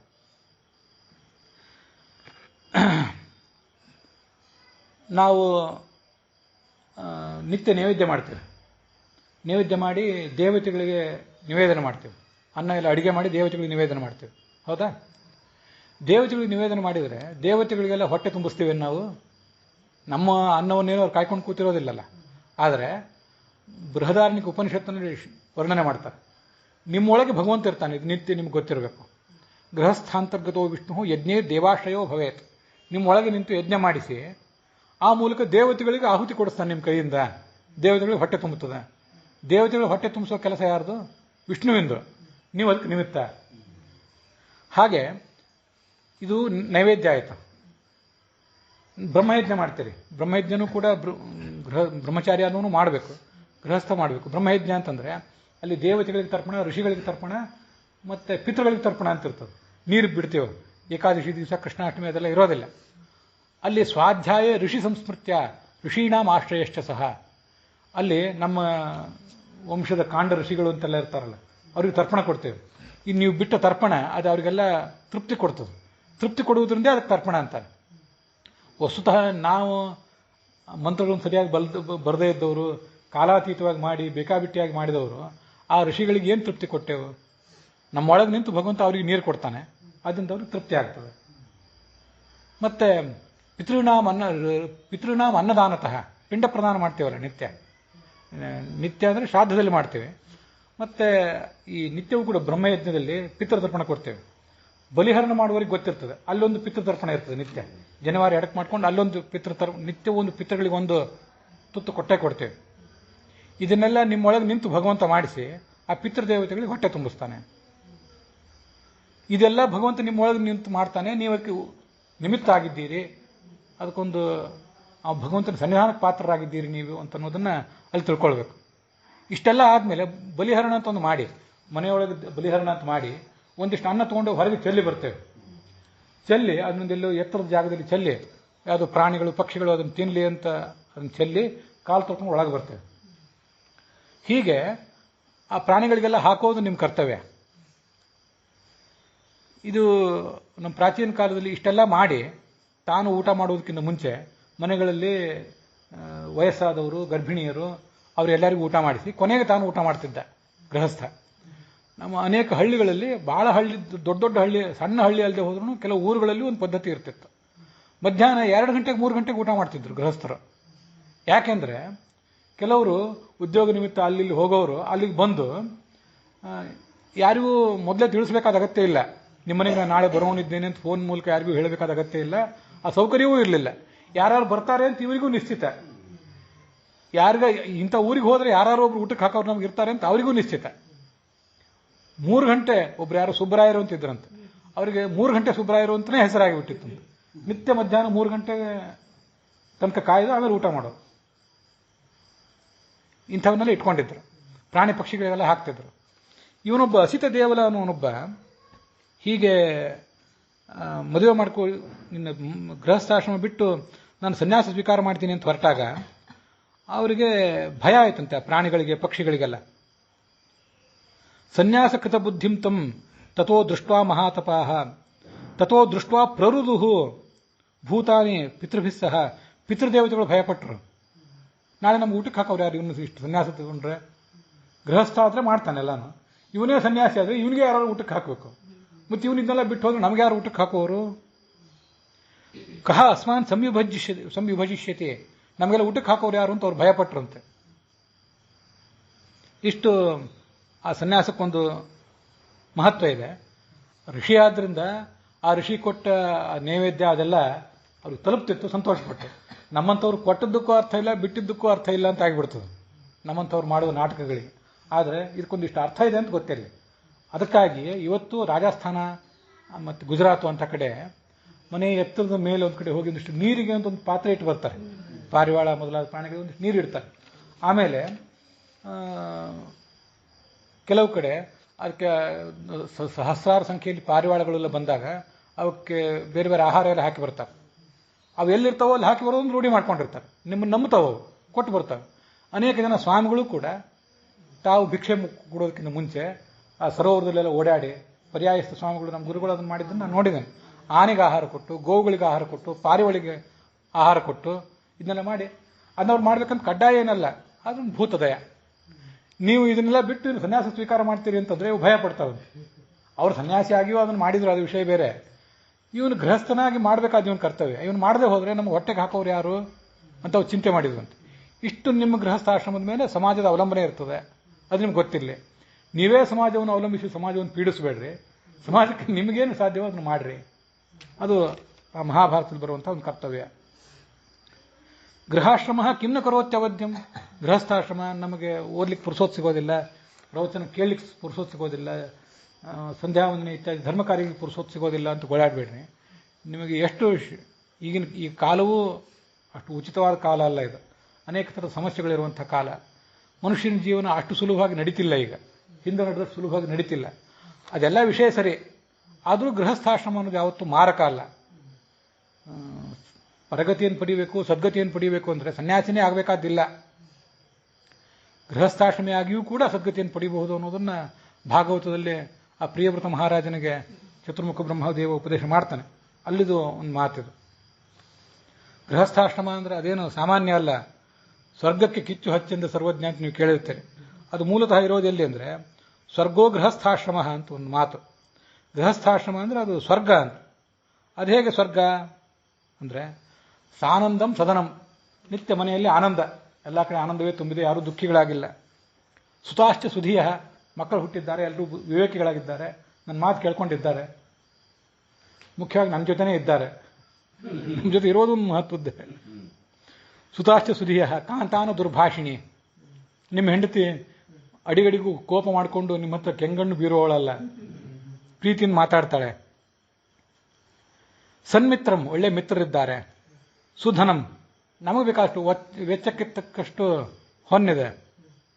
ಸುಧನಂ ಸ್ವಯೋಷಿತಿ ರತಿಹಿ, ನೀವು ನಿಮ್ಮ ಹೆಂಡತಿಯನ್ನು ಮೀರಿ ನಡೀಲಿಲ್ಲ, ನಿಮ್ಮ ಹೆಂಡತಿ ನಿಮ್ಮನ್ನು ಮೀರಿ ನಡೀಲಿಲ್ಲ ಧರ್ಮ ಅರ್ಥ ಕಾಮದ ವಿಷಯದಲ್ಲಿ. ಆಜ್ಞಾಪರಾಹ ಸೇವಕ, ನೀವು ದೊಡ್ಡ ಶ್ರೀಮಂತರೇ ಆಗಿದ್ದರೆ ನಿಮ್ಮ ಆಳುಕಾಳುಗಳು ನಿಮ್ಮ ಮಾತು ಕೇಳಿಕೊಂಡು ಯಾವತ್ತೂ ಇದ್ದಾರೆ. ಆತಿಥ್ಯಂ, ಮನೆಗೆ ಅತಿಥಿಗಳು ನಿತ್ಯ ಬರ್ತಾರೆ, ಅವ್ರಿಗೆ ಊಟಕ್ಕೆ ಹಾಕ್ತೀರಿ. ಶಿವಪೂಜನಂ, ನಿತ್ಯ ಭಗವಂತನ ಪೂಜೆ ಆಗ್ತದೆ. ಮೃಷ್ಟಾನ್ನಪಾನಂ, ಬೇಕಾದ್ರೆ ಒಳ್ಳೆಯ ಅಡಿಗೆ ಊಟ ಮಾಡಿ ತಿಂತೀರಿ. ಮತ್ತು ಹೀಗಿದ್ರೆ ಸಾಧೋಸಂಗಮ ಉಪಾಸತೆ, ನಿತ್ಯ ಸಜ್ಜನರ ಸಮಾಗಮ ಇದೆ, ಸಂತೋಷ ಪಡ್ರಿ. ಸ್ವರ್ಗೋ ಗೃಹಸ್ಥಾಶ್ರಮ, ಇದು ಗೃಹಸ್ಥಾಶ್ರಮ ಸ್ವರ್ಗ. ಒಂದು ಕಡೆ ಇದೆಲ್ಲ ಸಂಸ್ಕೃತ ಸುಭಾಷಿತ ಇದೆ, ಇದೇನು ಮಹಾಭಾರತ ಭಾಗವತದ್ದಲ್ಲ. ಸರಿ, ಸಂಸಾರ ಒಮ್ಮೊಮ್ಮೆ ಹೀಗೂ ಇರ್ತದೆ. ಸಾಂಸಾರಿಕ ಜೀವನಕ್ಕೆ ಕಾಲಿಡ್ತಿರುವಂಥ ನಿಮಗೆ ಇದೆಲ್ಲ ಭಾರಿ ಅದ್ಭುತವಾಗಿರ್ತದಂತೇನು ಭ್ರಮೆ ಏನಿರಬಾರ್ದು. ಸಂಸಾರ ಅಂದರೆ ಸಿಹಿ ಕಹಿ ಎರಡೂ ಇರ್ತದೆ ಅನ್ನೋದ್ರನ್ನೊಂದು ನಮಗೆ ಕಾಲಕ್ರಮೇಣ 10, 20, 30 ವರ್ಷ ಆದಮೇಲೆ ತಿಳಿತಿರ್ತದೆ. ಸ್ವಲ್ಪ ಮೊದಲೇ ಅದು ಗೊತ್ತಿರಬೇಕಷ್ಟೆ, ಅನುಭವಕ್ಕೆ ಬರೋದು ಆಮೇಲೆ ಇರಲಿ, ಮೊದಲೊಂದು ಸ್ವಲ್ಪ ಗೊತ್ತಿರಬೇಕಷ್ಟೆ. ಕ್ರೋಶಂತ ಶಿಶವ, ಮನೆ ಕಾಲಿಟ್ಕೊಳ್ಳೆ ಕಿರಿಚಾಡುವ ಮಕ್ಕಳು. ಸವಾರಿ ಸದನ, ಎಲ್ಲಿ ಕಾಲಿಟ್ಟು ಜಾರಿ ಬೀಳ್ತೀನೇನೋ ಅನ್ನುವಂಥ ನೀರು, ಅಲ್ಲಲ್ಲಿ ನೀರು ಕೆಸರು. ಪಂಕಾವೃತಂ ಚಾಂಗಣಂ, ಕೆಸರು.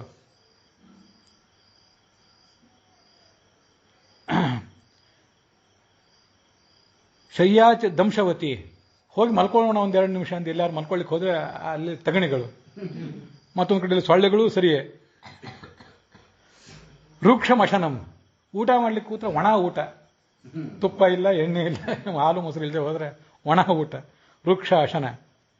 ಧೂಮೇನ ಪೂರ್ಣಂ ಗೃಹಂ, ಎಲ್ಲಿ ಯಾವ ಮನೆಗೆ ಎಲ್ಲಿ ಕಾಲಿಟ್ಟರು ಹೊಗೆ, ಕಣ್ಣು ಉರಿ, ಯಾಕಾರು ಮನೆಗೆ ಕಾಲಿಟ್ನೋ ಅನ್ನುವಂಥ ಪರಿಸ್ಥಿತಿ.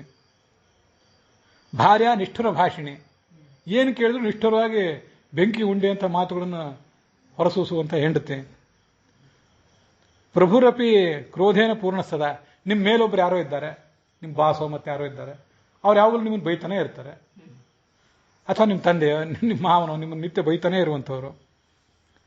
ಸ್ನಾನಂ ಶೀತಲವಾರಿನ, ಚಳಿಗಾಲದಲ್ಲಿ ಒಂದು ಬೆಚ್ಚಗೆ ನೀರಿನ ಸ್ನಾನ ಮಾಡ್ತೀನಿ ಅಂದ್ರೆ ಗತಿ ಇಲ್ಲ, ತಣ್ಣೀರೇ ಸ್ನಾನ ಮಾಡುವಂಥ ಪ್ರಸಂಗ ಬಂತು. ದಿಗ್ ಗೃಹಸ್ಥಾಶ್ರಮಂ, ಇಂಥ ಗೃಹಸ್ಥಾಶ್ರಮಕ್ಕೆ ಧಿಕ್ಕಾರ ಇರಲಿ ಅಂತ ಒಂದು ಕಡೆ ಹಿಂಗೆ ಹೇಳೋದು ಇದೆ. ಈ ಎರಡನ್ನೂ ಶ್ಲೋಕ ಯಾಕೆ ಹೇಳಿದೆ ಅಂದರೆ, ಅನುಭವಿಗಳು, ಜ್ಞಾನಿಗಳಾದ ಕವಿಗಳು, ಅವರು ಎರಡೂ ಥರದ್ದು ಜೀವನವನ್ನು ನೋಡಿದವರು ಇರ್ತಾರೆ. ಅದಕ್ಕಾಗಿ ಹೀಗೆ ಬದುಕ್ರಿ ಅನ್ನೋ, ಹೀಗಿರ್ತದೆ ಸಮಾಜ, ನಾವು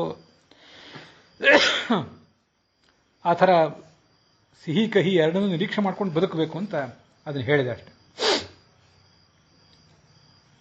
ಮತ್ತೆ ಈ ಸಂತಾನ ಇತ್ಯಾದಿಗಳ ಬಗ್ಗೆ ಬಂತಲ್ಲ, ಅಲ್ಲಲ್ಲಿ ವಸ್ತುತಃ ಆಚಾರ್ಯರು ಸರ್ವಮೂಲದಲ್ಲಿ ಕೊಟ್ಟ ನಿರ್ಣಯ ಗಮನಿಸಿದವರಿಗೆ ಅದು ಗೊತ್ತಿರ್ತದೆ. ಮಕ್ಕಳು ಆಗಲೇಬೇಕಂತೇನಿಲ್ಲ, ಗಂಡು ಮಕ್ಕಳು ಆಗಲೇಬೇಕಂತೇನಿಲ್ಲ. ಮಕ್ಕಳು ಆಗದೆ ಹೋದ್ರೂ ಸದ್ಗತಿ ಆಗೇ ಆಗ್ತದೆ. ಕೆಲವು ಕಡೆ ಎಲ್ಲಿಯಾದರೂ ಮಕ್ಕಳು ಆಗದೆ ಹೋದ್ರೆ ಸದ್ಗತಿ ಆಗೋದಿಲ್ಲ ಅಂತಿದೆಯಲ್ಲ, ಅದು ಕೆಲವರಿಗೆ ಮಾತ್ರ.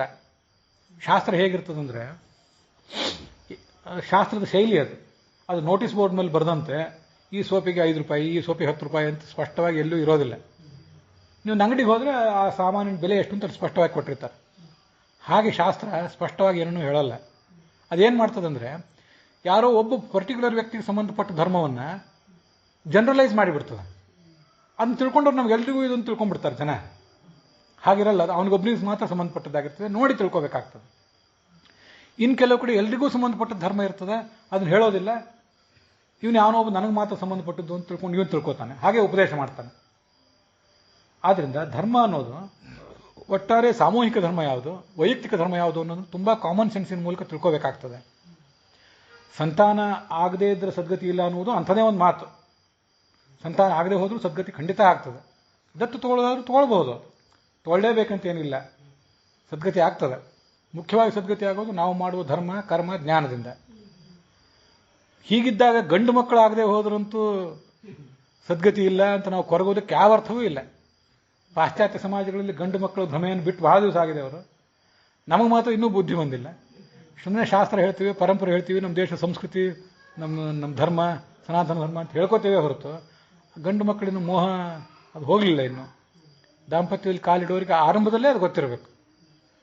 ಒಂದು ವೇಳೆ ಮಕ್ಕಳು ಆಗದೆ ಹೋದರೂ ತೊಂದರೆ ಇಲ್ಲ, ಗಂಡು ಆಗದೆ ಹೋದರೂ ತೊಂದರೆ ಇಲ್ಲ, ಆದರೆ ಸಂತೋಷ. ದೇವ್ರು ಏನು ಕೊಟ್ಟಿದ್ದಾನೆ ಅದರ ಸಂತೋಷವೇ. ಸರ್ವಪ್ರತೀಕ ಸಂಧಿ ಅಂತ ಒಂದು ಸಂಧಿ, ಅಲ್ಲಿ ಒಂದು ಮಾತು ಹೇಳ್ತಾರೆ, ತುಂಬಾ ಸುಂದರವಾದ ಮಾತದು. ಆಹಿತ ಪ್ರತಿಮೆಗಳೆನಿಸುವವು ದೇಹ ಗೇಹಾಪತ್ಯ ಸತಿಧನ ಲೋಹ ಕಾಷ್ಠಶಿಲಾ ಮೃತಾತ್ಮಕವಾದ ದ್ರವ್ಯಗಳ ಸ್ನೇಹದಲ್ಲಿ ಪರಮಾತ್ಮ ನೆನಗೆ ಇತ್ತಿಹನೆಂದು ಅನುದಿನದಿ ಸಮೂಹಕ್ಕೊಳಗಾಗದೆ ಪೂಜಿಸುವುದು ಸರ್ವನಾಮಕನ ಅಂತ ಹರಿಕಥಾಮೃತ ಸಾರದಲ್ಲಿ ಬರೋದು. ವಸ್ತುತಃ ಈ ಥರದ ಸ್ಪಷ್ಟವಾದ ಮಾತು ಹರಿಕಥಾಮೃತ ಸಾರ ಬಿಟ್ಟರೆ ಬೇರೆ ಎಲ್ಲೂ ಬಂದಿಲ್ಲ. ಸ್ವಲ್ಪ ಸಂಕೀರ್ಣವಾಗಿ ಬಂದಿದೆ ಹೊರತು ಜಗತ್ತಿನಲ್ಲಿ ಎಲ್ಲವೂ ಭಗವಂತನ ಪ್ರತಿಮಾ ಅಂತ ಅಷ್ಟೇ ಬಂದಿದೆ. ಇಲ್ಲಿ ಏನು ಬಂದಿದೆ ಅಂದರೆ ಗೇಹ, ದೇಹ, ನಿನ್ನ ದೇಹ, ನಿನ್ನ ಮನೆ, ನಿನ್ನ ಮಕ್ಕಳು, ನಿನ್ನ ಗಂಡೇ ಆಗಲಿ ಹೆಣ್ಣೇ ಆಗಲಿ, ಅವೆಲ್ಲವೂ ಭಗವಂತ ನಿನಗೆ ಕೊಟ್ಟ ಪ್ರತಿಮಾ. ನೀನು ಅಂಗಡಿಯೊಳಗೆ ಹೋಗಿ ಒಂದು ಪ್ರತಿಮಾ ತಂದು ಕೊಡೋದಕ್ಕಿಂತ ಸ್ವಾಮಿಗಳೇ ಒಂದು ಪ್ರತಿಮಾ ಕೊಟ್ಟರೆ, ಪ್ರೀತಿಯಿಂದ ಆಶೀರ್ವಾದ ಮಾಡಿ ಕೊಟ್ಟರೆ ಏನು ಮಾಡಿ ಸಂತೋಷ ಪಡ್ತೀಯಲ್ಲ. ಹಾಗೆ ನಿನ್ನ ಹೆಂಡತಿ ನಿನಗೊಂದು ಪ್ರತಿಮಾ, ನಿನಗೆ ನಿನ್ನ ಗಂಡ ಒಂದು ಪ್ರತಿಮಾ. ದೇವರು ಕೊಟ್ಟ ಪ್ರತಿಮಾ ಇದು. ಅಲ್ಲಿ ದೇವ್ರನ್ನ ಕಾಣಬೇಕು. ಹೆಂಡತಿ ಮಾತ್ರ ಗಂಡನೊಳಗೆ ದೇವ್ರನ್ನ ಕಾಣುವುದಲ್ಲ, ಕಾಣಬೇಕು, ಅವಳು ನಮಸ್ಕಾರ ಮಾಡಬೇಕು ಅನ್ನೋದು ಸರಿ.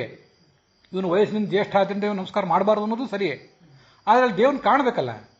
ಕಾಣದೆ ಹೋದರೆ ನೀವು ತಾತ್ವಿಕ ದೃಷ್ಟಿನೇ ಅಲ್ಲ ಅದು. ದೇವ್ರನ್ನ ಕಂಡು ನಮಸ್ಕಾರ ಮಾಡೋದು ಯಾರು ಹೇಳಲಿಲ್ಲ.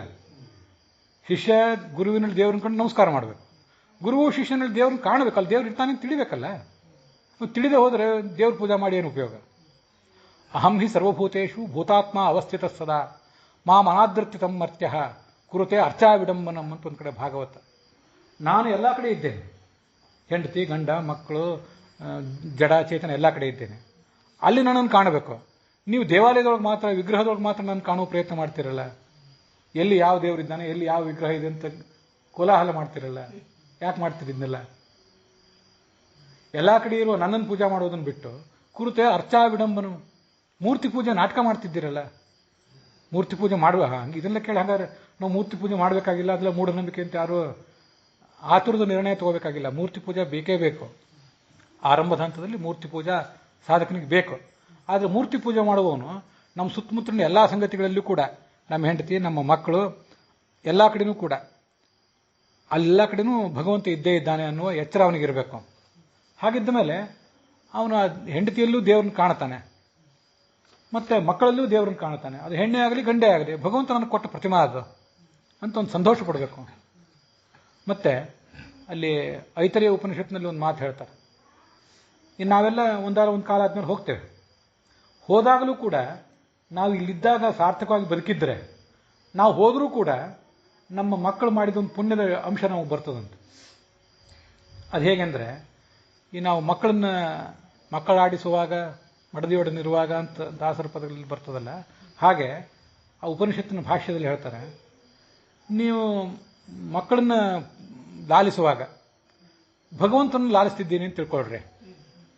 ಹಾಗೆ ತಿಳ್ಕೊಂಡ್ರೆ ನೀವು ಭಗವಂತನ ಪೂಜಾನೇ ಮಾಡ್ತಿದ್ದೀನಿ. ಮಕ್ಕಳಿಗೆ ಸ್ನಾನ ಮಾಡಿಸುವಾಗ, ಅವರ ಆರೈಕೆ ಮಾಡುವಾಗ, ಅವರ ಮಲಮೂತ್ರ ತೊಳೆಯುವಾಗಲೂ ಕೂಡ ಭಗವಂತನ ಪೂಜಾ ಮಾಡ್ತಿದ್ದೀನಿ ಅಂತ ನೀವು ತಿಳ್ಕೊಂಡ್ರೆ, ಈ ಅನುಸಂಧಾನ ಮಾಡಿದ ಪ್ರಯುಕ್ತ ನಾಳೆ ನೀವು ಸತ್ತು ಮೇಲೆಲ್ಲೂ ಹೋದ್ರೂ ನಿಮ್ಮ ಮಗ ಒಂದಿಷ್ಟೇನೋ, ನೀವು ಧಾರ್ಮಿಕರಾಗಿ ಬದುಕಿದ್ದರಿಂದ ನಿಮ್ಮ ಮಗನೂ ಧಾರ್ಮಿಕರಾಗಿ ಬದುಕ್ತಾನಲ್ಲ, ಅದೊಂದಿಷ್ಟು ಪುಣ್ಯ ನಿಮಗೂ ಬರ್ತದೆ ಅಂತ ಅಲ್ಲಿ ವರ್ಣನೆ ಮಾಡ್ತಾರೆ. ಪುತ್ರಸ್ಥಸ್ಯ ಹರೇ ಪೂಜಾಂ ಕುರುವತಃ ಪೃಥ್ವೀ ಸ್ಥಿತಿ ಸ್ವರ್ಗಸ್ಥಸ್ಯಾಪಿ ಭವತಿ. ನಾಳೆ ನೀವು ಸತ್ತು ಸ್ವರ್ಗಕ್ಕೆ ಹೋದರೂ ಕೂಡ ನೀವು ಭೂಮಿಯಲ್ಲಿ ಇದ್ದಂಗೆ. ಯಾಕೆಂದ್ರೆ ನಿಮ್ಮ ಮಗ ನಿಮ್ಮ ಸಲುವಾಗಿ ಒಂದಿಷ್ಟೇನೋ ಧರ್ಮಕರ್ಮ ಎಲ್ಲ ಮಾಡ್ತಿರ್ತಾನೆ. ಕಾಶಿಗೆ ಹೋಗಿ, ಗಯೆಗೆ ಹೋಗಿ, ಮಾತೃಗಯಕ್ಕೆ ಹೋಗಿ ಒಂದಿಷ್ಟು ಆರಾಧನೆ ಮಾಡಿ ಬರ್ತಾನೆ. ನೀವು ನಿಮ್ಮ ಮಕ್ಕಳಲ್ಲಿ ಭಗವಂತನ ಕಂಡು ಆರಾಧನೆ ಮಾಡಿದ ಪ್ರಯುಕ್ತ ನಿಮ್ಗೆ ಅದು ಸಾಧ್ಯ ಆಗ್ತದೆ. ನಾಳೆ ಮಕ್ಕಳಾದಾಗ ಮೊದಲನೇ ಸರಿ ಮಗುವಿನ ಮುಖ ನೋಡಿದಾಗ ಅಲ್ಲಿ ಭಗವಂತ ಹುಟ್ಟಿದ, ತದಸ್ಯ ಪ್ರಥಮಂ ಜನ್ಮ, ದ್ವಿತೀಯಂ ಜನ್ಮ, ತೃತೀಯಂ ಜನ್ಮ, ಭಗವಂತನೇ ಹುಟ್ಟಿದಾನೆ ಅಂತ ಉಪನಿಷತ್ತು ಹೇಳಿದೆ. ಹೊರಗೆ ಕಾಣಿಸುವುದು ಮಗುವಿನ ದೇಹ, ಒಳಗೆ ಮಗುವಿನ ಜೀವ ಇದೆ, ಅದರೊಳಗೆ ಭಗವಂತ ಇರ್ತಾನೆ ಅನ್ನೋದನ್ನ ಹುಟ್ಟಿದ ಕೂಡಲೇ ಕಾಣುವ ಪ್ರಯತ್ನ ಪಡ್ರಿ. ಹೀಗೆ ಎಲ್ಲವೂ ನನ್ನ ಎದುರಿಗಿರುವಂಥ ಜಗತ್ತೆಲ್ಲವೂ, ಪ್ರತಿಯೊಂದು ವ್ಯಕ್ತಿಯೂ ಕೂಡ ಭಗವಂತನ ಪ್ರತಿಮಾ ಅನ್ನುವಂಥ ಅನುಸಂಧಾನ ಮಾಡಬೇಕು. ಆದ್ರಿಂದಲೇ ಪತ್ನಿ ಪೀಡನ ಅಂತ ಅನ್ನೋದು ಯಾವ ಕಾಲಕ್ಕೂ ಸಲ್ಲದು. ಶಾಸ್ತ್ರ ಎಲ್ಲೋ ನೋಡಿದರೆ, ಒಂದು ಕಡೆ ಯಾವುದೋ ಉಪನಿಷತ್ತಿನ ಭಾಷೆನೋ ನೋಡಿದರೆ, ನಾವು ಹೇಳಿದಂತೆ ಹೆಂಡತಿ ನಡ್ಕೊಳ್ಳದೆ ಹೋದರೆ, ಅವಳು ನಮ್ಮ ಮಾತನ್ನು ಮೀರ್ತಾಳೆ ಅಂತಾದರೆ, ಧರ್ಮ ಅರ್ಥ ಕಾಮದ ವಿಷಯದಲ್ಲಿ ಅವಳೇನೋ ನಮ್ಮ ಮಾತು ಕೇಳದೆ ಹೋದರೆ ಅವಳನ್ನು ಹೊಡಿಬೇಕು ಅಂತ ಒಂದು ಮಾತಿದೆ. ಇಂಥವೆಲ್ಲ ಮಾತುಗಳನ್ನು ಬೇಕಾದಂಗೆ ಕೋಟ್ ಮಾಡಬಹುದು. ನಡ್ಕೋತೀರಾ ಅದರಂತೆ? ಯಾವ ವ್ಯಕ್ತಿ ಶಾಪಾನುಗ್ರಹ ಶಕ್ತನೋ ಹೆಂಡತಿಗೆ ಒಂದು ಹೊಡೆದ್ರೂ ಕೂಡ ಅವಳಿಗಾಗಿರುವ ಮಾನಸಿಕ ನೋವು ದೈಹಿಕ ನೋವನ್ನೆಲ್ಲ ಸುಮ್ಮನೆ ಒಂದ್ಸರಿ ಅವಳ ತಲೆ ಮೇಲೆ ಒಂದು ಕೈ ಇಟ್ಟು ಅದನ್ನೆಲ್ಲ ನಿವಾರಣೆ ಮಾಡೋ ಶಕ್ತಿ ಇದ್ದರೆ ಅವನು ಆಕಸ್ಮಿಕವಾಗಿ ಹೊಡೆದ್ರೂ ಅದು ಸರಿಯೇ ಆಗಬಹುದು. ಯಾರೋ ಋಷಿಗೆ ಮುನಿಗೆ. ನಮ್ಮಂಥವರಿಗೆ ಸ್ವಂತ ನಮ್ಮನ್ನೇ ನಮಗೆ ಸಂಭಾಳಿಸ್ಕೊಳ್ಳೋ ಶಕ್ತಿ ಇಲ್ಲ. ಆದ್ರಿಂದ ಇದನ್ನ ಯಾಕೆ ಹೇಳ್ತಿದ್ದೀನಿ ಅಂದ್ರೆ, ಈಗಿನ ಕಾಲಕ್ಕೆ ಯಾರು ಹೊಡಿತಾರೆ ಹೆಂಡ್ತಿನ ಗಂಡಂದ್ರು ಅನ್ಬೇಡ. ಈಗ ಮತ್ತೆ ನಮಗೆಲ್ಲ ಭ್ರಮೆ, ನಾವು ಬ್ರಾಹ್ಮಣರು, ನಾವು ಭಾರಿ ಸುಸಂಸ್ಕೃತರು, ಧಾರ್ಮಿಕರು, ನಾವೆಲ್ಲ ಆ ಮಠ ಗೊತ್ತು, ಈ ಸ್ವಾಮಿಗಳು ಗೊತ್ತು, ಈ ಆಚಾರ ಗೊತ್ತು, ಎಲ್ಲ ಬ್ರಾಹ್ಮಣರಲ್ಲೇ ಅದನ್ನು ನೋಡಿದ್ದೇನೆ.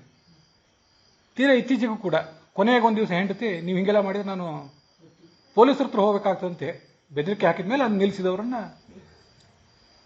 ನಾನು ಕೇಳಿ, ಸುಮ್ಮನೆ ಯಾವುದನ್ನು ಇನ್ನೆಲ್ಲೋ ಯಾವುದೋ ಊರಲ್ಲಿ ಕೇಳಿದ್ದನ್ನು ಹೇಳೋದಿಲ್ಲ, ತುಂಬ ವಿಶ್ವಾಸಾರ್ಹವಾದ ಮೂಲದಿಂದ ಎಲ್ಲಿ ನನಗೆ ಏನು ಕಂಡು ಬಂದಿರ್ತದೆ, ಸಾರ್ವಜನಿಕ ಜೀವನದಲ್ಲಿ ಜನರ ಸಂಪರ್ಕದಿಂದ ಏನು ತಿಳಿದು ಬಂದಿರ್ತದೆ ಅದನ್ನು ಮಾತ್ರ ಹೇಳ್ತೇನೆ. ಇಂಥ ನೀಚರಿದ್ದಾರೆ. ಕೇಳಿದರೆ ಗುರುಗಳು ಶಿಷ್ಯರಿಗೆ ಹೊಡೆಯೋಲ್ವಾ, ಹಾಗೆ ಹೊಡೆದಂತೆ ಅನ್ನೋರಿದ್ದಾರೆ. ಇಂಥ ಉದಾಹರಣೆ ಸಾವಿರಾರು ಕೊಡಬಹುದು. ಆ ಗುರು ಹೇಗೆ ಬದುಕಬೇಕು ಹಾಗೆ ನೀವು ಬದುಕಿದ್ದೀರಾ? ಇಂಥ ನೀಚರೆಲ್ಲ ಇದ್ದಾರೆ. ಅದಲ್ಲ, ಆ ಥರ ಬದುಕಿದ್ರೆ ನಾವು ಅನೇಕ ಸರಿ ಅನ್ಕೊಳ್ಳೋದಿದೆ. ಅದು ಏನು ಹೇಳಿದೆ ಶಾಸ್ತ್ರ ಅಂದರೆ, ನಿನಗೆ ಅವಳು ಒಂದು ಗೆಳತಿ ಇದ್ದಂತೆ. ಭಗವಂತನಿಗೆ ಲಕ್ಷ್ಮೀದೇವಿಯನ್ನು ಗೆಳತಿ ಅಂತೆ. ಅದು ಐತರಿ ಉಪನಿಷತ್ತು ಹೇಳ್ತದೆ. ದಕ್ಷಿಣಾಭಿ ಸಹಯವೈತನ್ ಮದನಸ್ಥಾ ಜಗತ್ಸದ ಧನ್ಯಾಶ್ಚರ್ಯೋಹಮೇ ವೈಕೋ ಮಿತ್ರಮ್ಮೇ ದಕ್ಷಿಣ ರಮಾ. ದಕ್ಷಿಣಾ ಶಬ್ದವಾಚ್ಯಳಾದ ಲಕ್ಷ್ಮೀದೇವಿ ನನಗೆ ಮಿತ್ರಳು ಅಂತ ಸ್ವಯಂ ಭಗವಂತ ಹೇಳ್ತಾನೆ. ಮತ್ತೆ ನಾವೆಲ್ಲ ಭಗವಂತನ ಅವನ ಬಿಂಬ, ನಾವು ಪ್ರತಿಬಿಂಬ ಸುಮ್ಮನೆ ಕಥೆನೇ ಹೇಳಿ, ಆ ಬಿಂಬ ಅವನೇನೋ ಮಾಡ್ತಿರ್ತಾನೆ, ನಾವು ಪ್ರತಿಬಿಂಬರು ಹೀಗೆ ಇರ್ತೀವಿ ಅಂತ ಹೇಳೋದಾದ್ರೆ ಅದಕ್ಕೆ ಅರ್ಥ ಇಲ್ಲ. ಬಿಂಬನಾದ ಭಗವಂತ ತನ್ನ ಹೆಂಡತಿಯನ್ನು ಮಿತ್ರಳು ಅಂತ ಪ್ರೀತಿಸ್ತಾನೆ ಅಂತಾದರೆ, ಪ್ರತಿಬಿಂಬರಾದ ನಾವು ಕೂಡ ಅವಳಿಗೊಂದು ಮಿತ್ರನ ಸ್ಥಾನ ಕೊಡಬೇಕಲ್ಲ. ಮತ್ತು ಹಾಗಿರುವಾಗ ಅವಳನ್ನು ಹೊಡೆಯುವುದೊಂದು ಅರ್ಥ ಏನು, ಮಾನಸಿಕವಾಗಿ ಹಿಂಸಿಸುವುದೊಂದು ಅರ್ಥ ಏನು? ಈ ಮನುಷ್ಯ ವಿವಾಹ ಮಾಡಿಕೊಂಡ ಮೇಲೆ ಪ್ರೀ ಮ್ಯಾರೇಜ್ ಕೌನ್ಸಿಲಿಂಗ್ ಅಂತ ಹೇಳಿದ್ನಲ್ಲ, ಅದಕ್ಕಾಗಿ ಇಂಥ ಕೆಲವು ಮಾತುಗಳನ್ನು ಹೇಳಬೇಕು ಅಂತ ಬಯಸಿದೆ. ನೀವು ಈಗೊಂದು 2 ತಿಂಗಳ ಹಿಂದೆ, ಒಂದು 2-3 ದಿವಸ ಹಿಂದೆ ಕೂಡ ನಿಮ್ಮ ವೈವಾಹಿಕ ಸ್ಥಿತಿ ಏನು, ಮ್ಯಾರಿಟಲ್ ಸ್ಟೇಟಸ್ ಏನು ಅಂತ ಕೇಳಿದ್ರೆ ಅನ್ಮ್ಯಾರಿಡ್ ಅಂತ ಹಾಕೋತಿದ್ರಿ. ಈಗ ಮ್ಯಾರಿಡ್ ಅಂತ ಹಾಕೋತೀರಿ. ಈಗ ನೀವು ಭಾವನಾತ್ಮಕವಾಗಿ, ದೈಹಿಕವಾಗಿ, ಮಾನಸಿಕವಾಗಿ ಎಲ್ಲ ದೃಷ್ಟಿಯಿಂದಲೂ ಪರಸ್ಪರ ಬೆರೆತಿದ್ರೆ ನೀವು ಮ್ಯಾರಿಡ್ ಅನ್ನೋದಕ್ಕೆ ಅರ್ಥ. ಇಲ್ಲೇ ಹೋದರೆ ಡಾಕ್ಯುಮೆಂಟ್ ದೃಷ್ಟಿಯಿಂದ ನೀವು ನಿಮ್ಮ ಸ್ಟೇಟಸ್ ಬದಲಾಯಿತು. ಇಲ್ಲೇ ಹೋದರೆ ನೀವು ಮಾನಸಿಕವಾಗಿ ಅಪರಿಪೂರ್ಣರಾಗ್ತೀರಿ. ಯಾವ ಹೆಂಡತಿ, ಇದು ಯಾರೋ ಒಬ್ರಿಗೆ ಹೇಳಬೇಕಾದಲ್ಲ, ಹೆಂಡಂತರು ಕೂಡ ಗಂಡದನ್ನು ನಾವೇನು ಕಡಿಮೆ ಅಂತ ಅವರು ಪೀಡಿಸುವವರು, ಒಂದು ಸಂದರ್ಭಕ್ಕಾಗಿ ಕಾಯ್ತಿರೋರು ಅಂಥವರು ಇದ್ದಾರೆ. ಈ ಥರ ನಾವು ಇನ್ನೊಬ್ಬನ ಪೀಡಿಸ್ತಾ ಬದುಕೋದಾದ್ರೆ ನಾವು ಮದುವೆ ಮಾಡ್ಕೊಂಡಾಗ ನಮ್ಮ ಸ್ಟೇಟಸ್ ಮಾತ್ರ ಬದಲಾಗ್ತದೆ ಹೊರತು ನಾವು ಮಾನಸಿಕವಾಗಿ ಏಕಾಂಗಿಗಳಾಗಿ ಉಳಿತೇವೆ. ದಾಂಪತ್ಯದಲ್ಲಿ ತುಂಬ ಅದ್ಭುತವಾದಂಥ ಒಂದು ಮಧುರವಾದ ಭಾವನೆ ಇದೆ. ನಾವೆಲ್ಲರ ಜೀವನ ಅಪರಿಪೂರ್ಣ. ನಾವ್ಯಾರು ಇಂದ್ರ ಶಚಿಯಂತೆ, ಕೃಷ್ಣ ರುಕ್ಮಿಣಿಯಂತೆ ಅಷ್ಟು ಅದ್ಭುತವಾಗಿ ಬದುಕಲಿಕ್ಕೆ ನಮ್ಗೆ ಯಾರಿಗೂ ಸಾಧ್ಯ ಇಲ್ಲ. ಆದರೂ ಇಷ್ಟೆಲ್ಲ ಏರುಪೇರುಗಳ ನಡುವೇನೂ, ವೈಷಮ್ಯಗಳ ನಡುವೇನೂ ಕೂಡ ಒಂದಿಷ್ಟು ದಾಂಪತ್ಯದಲ್ಲಿ ಸುಖ ನಾವು ಸವಿದಿದ್ದೇವಲ್ಲ, ಅದ್ರ ಮಾಧುರ್ಯ, ಅದರ ಸಿಹಿ ನಾವು ಅನುಭವಿಸಿದ್ದೇವಲ್ಲ. ಆ ಹೆಂಡತಿ ಪ್ರೀತಿಯನ್ನು ಅನುಭವಿಸಿದಾಗಲೇ ಗಂಡನ ಪ್ರೀತಿಯನ್ನು ಅನುಭವಿಸಿದಾಗಲೇ ಹೆಂಡತಿ ಪರಿಪೂರ್ಣರಾಗ್ತಾಳೆ. ಇಲ್ಲೇ ಹೋದರೆ ಅವನು ಮಾನಸಿಕವಾದ ಒಂಟಿತನ ಇರ್ತದಲ್ಲ, ಅದು ಹೋಗೋದಿಲ್ಲ. ಆ ಹೋಗದೆ ಹೋದರೆ ಆ ಮನುಷ್ಯ ಜೀವನದಲ್ಲಿ ಯಶಸ್ವಿ ಆಗೋದಿಲ್ಲ. ಆ ಗಂಡನೂ ಯಶಸ್ವಿ ಆಗೋದಿಲ್ಲ, ಹೆಂಡತಿಯೂ ಯಶಸ್ವಿ ಆಗೋದಿಲ್ಲ. ಸುಮ್ಮನೆ ಇಬ್ಬರು ಒಂದೇ ರೂಫಿನ ಕೆಳಗೆ ಬದುಕ್ತಿರ್ತಾರಷ್ಟೆ. ಅಂಥ ಒಂಟಿತನವನ್ನು ನಮಗೆ ಪರಿಹಾರ ಮಾಡಿಕೊಡುವುದೇ ವಿವಾಹ. ಅದಕ್ಕಾಗಿ ಅದಿರೋದು. ಹಾಗಿರುವಾಗ ಪರಸ್ಪರ ಅವರು ಪ್ರೀತಿಯಿಂದ ಬದುಕಿದರೆ, ಒಬ್ಬರನ್ನೊಬ್ಬರು ಹಿಂಸಿಸದೇ ಇದ್ದರೆ, ಅದು ಅವರ ಜೀವನಕ್ಕೊಂದು ಮಹತ್ವ ಬರ್ತದೆ. ಇಲ್ಲೇ ಹೋದರೆ ಆ ಮಹತ್ವಕ್ಕೇನೂ ಅರ್ಥ ಇಲ್ಲ. ಮತ್ತೆ ಅವಳು ಮಿತ್ರಳು ಅಂತ ಬಂತಲ್ಲ, ಅವಳು ಏನು, ಅವನು ಮಿತ್ರಳನ ಕೆಲಸ ಏನು? ಅವನ ಆಪತ್ತಿಗೇನ ಸಿಕ್ಕಾಗ, ತನ್ನ ಸ್ನೇಹಿತ ಆಪತ್ತಿಗೆ ಸಿಕ್ಕಾಗ ಆಪತ್ತಿನಿಂದ ಅವನನ್ನು ಬಿಡಿಸ್ಬೇಕು ನಾವು. ಅದು ಒಂದು ಕೆಲಸ, ಅವಳ ಕೆಲಸ ಅದು. ಹೆಂಡತಿಯೂ ಕೂಡ ಗಂಡನಿಗೆ ಮಿತ್ರಳು ಅಂತಂದಮೇಲೆ ಅವನೇನಾದರೂ ಆಪತ್ತಿಗೆ ಬಂದಾಗ ಅವನನ್ನು ಬಿಡಿಸಬೇಕು. ಮತ್ತೆ ಅವನನ್ನು ಹಿತದಲ್ಲಿ ತೊಡಗಿಸ್ಬೇಕು. ಯಾವುದು ಹಿತ ಯಾವುದು ಅಹಿತ ಅಂತ ಅವನಿಗೆ ಹೇಳಿಕೊಡಬೇಕು. ಮತ್ತೆ ಯಾವತ್ತೂ ಕೂಡ ಅವನಿಗೆ ಸಹಚಾರಿಣಿಯಾಗಿರಬೇಕು. ಹೀಗೆಲ್ಲ ಇದ್ದರೆ ಅವಳನ್ನ ಮಿತ್ರಳು ಅಂತಂತಾರೆ. ಇಲ್ಲದೆ ಹೋದರೆ ಆ ಗುಣಗಳನ್ನು ಅವಳು ರೂಢಿಸ್ಕೊಳ್ಳದೆ ಹೋದರೆ, ಇವನು ರೂಢಿಸ್ಕೊಳ್ಳದೆ ಹೋದರೆ ಅವರ ದಾಂಪತ್ಯಕ್ಕೆ ಏನೂ ಅರ್ಥ ಇಲ್ಲ. ಹಾಗೆ ಅವರು ಆ ಎಲ್ಲ ಥರದ ಗುಣಗಳನ್ನು ಅಳವಡಿಸ್ಕೊಂಡೇ ಬದುಕಬೇಕಾಗ್ತದೆ.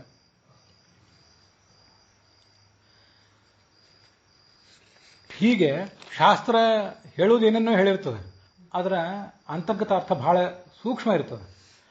ಶಾಸ್ತ್ರದಲ್ಲಿ ಆ ಸ್ಮೃತಿಯಲ್ಲಿ ಹಿಂಗೆ ಹೇಳಿದ್ದಾರೆ, ಈ ವೇದದಲ್ಲಿ ಹೀಗೆ ಹೇಳಿದ್ದಾರೆ ಅಂತ ಕೋಟ್ ಮಾಡೋದಕ್ಕೆ ಏನೂ ಅರ್ಥವೇ ಇಲ್ಲ. ನಮಗೆ ಸಂಸ್ಕೃತವೇ ಸರಿಯಾಗಿ ಬರೋದಿಲ್ಲ. ಇವತ್ತಿಗೂ ಕೂಡ ನನಗೆ ಸರಿಯಾಗಿ ಸಂಸ್ಕೃತ ಬರ್ತದೆ ಅಂತ ನಾನು ಅಂದ್ಕೊಂಡಿಲ್ಲ.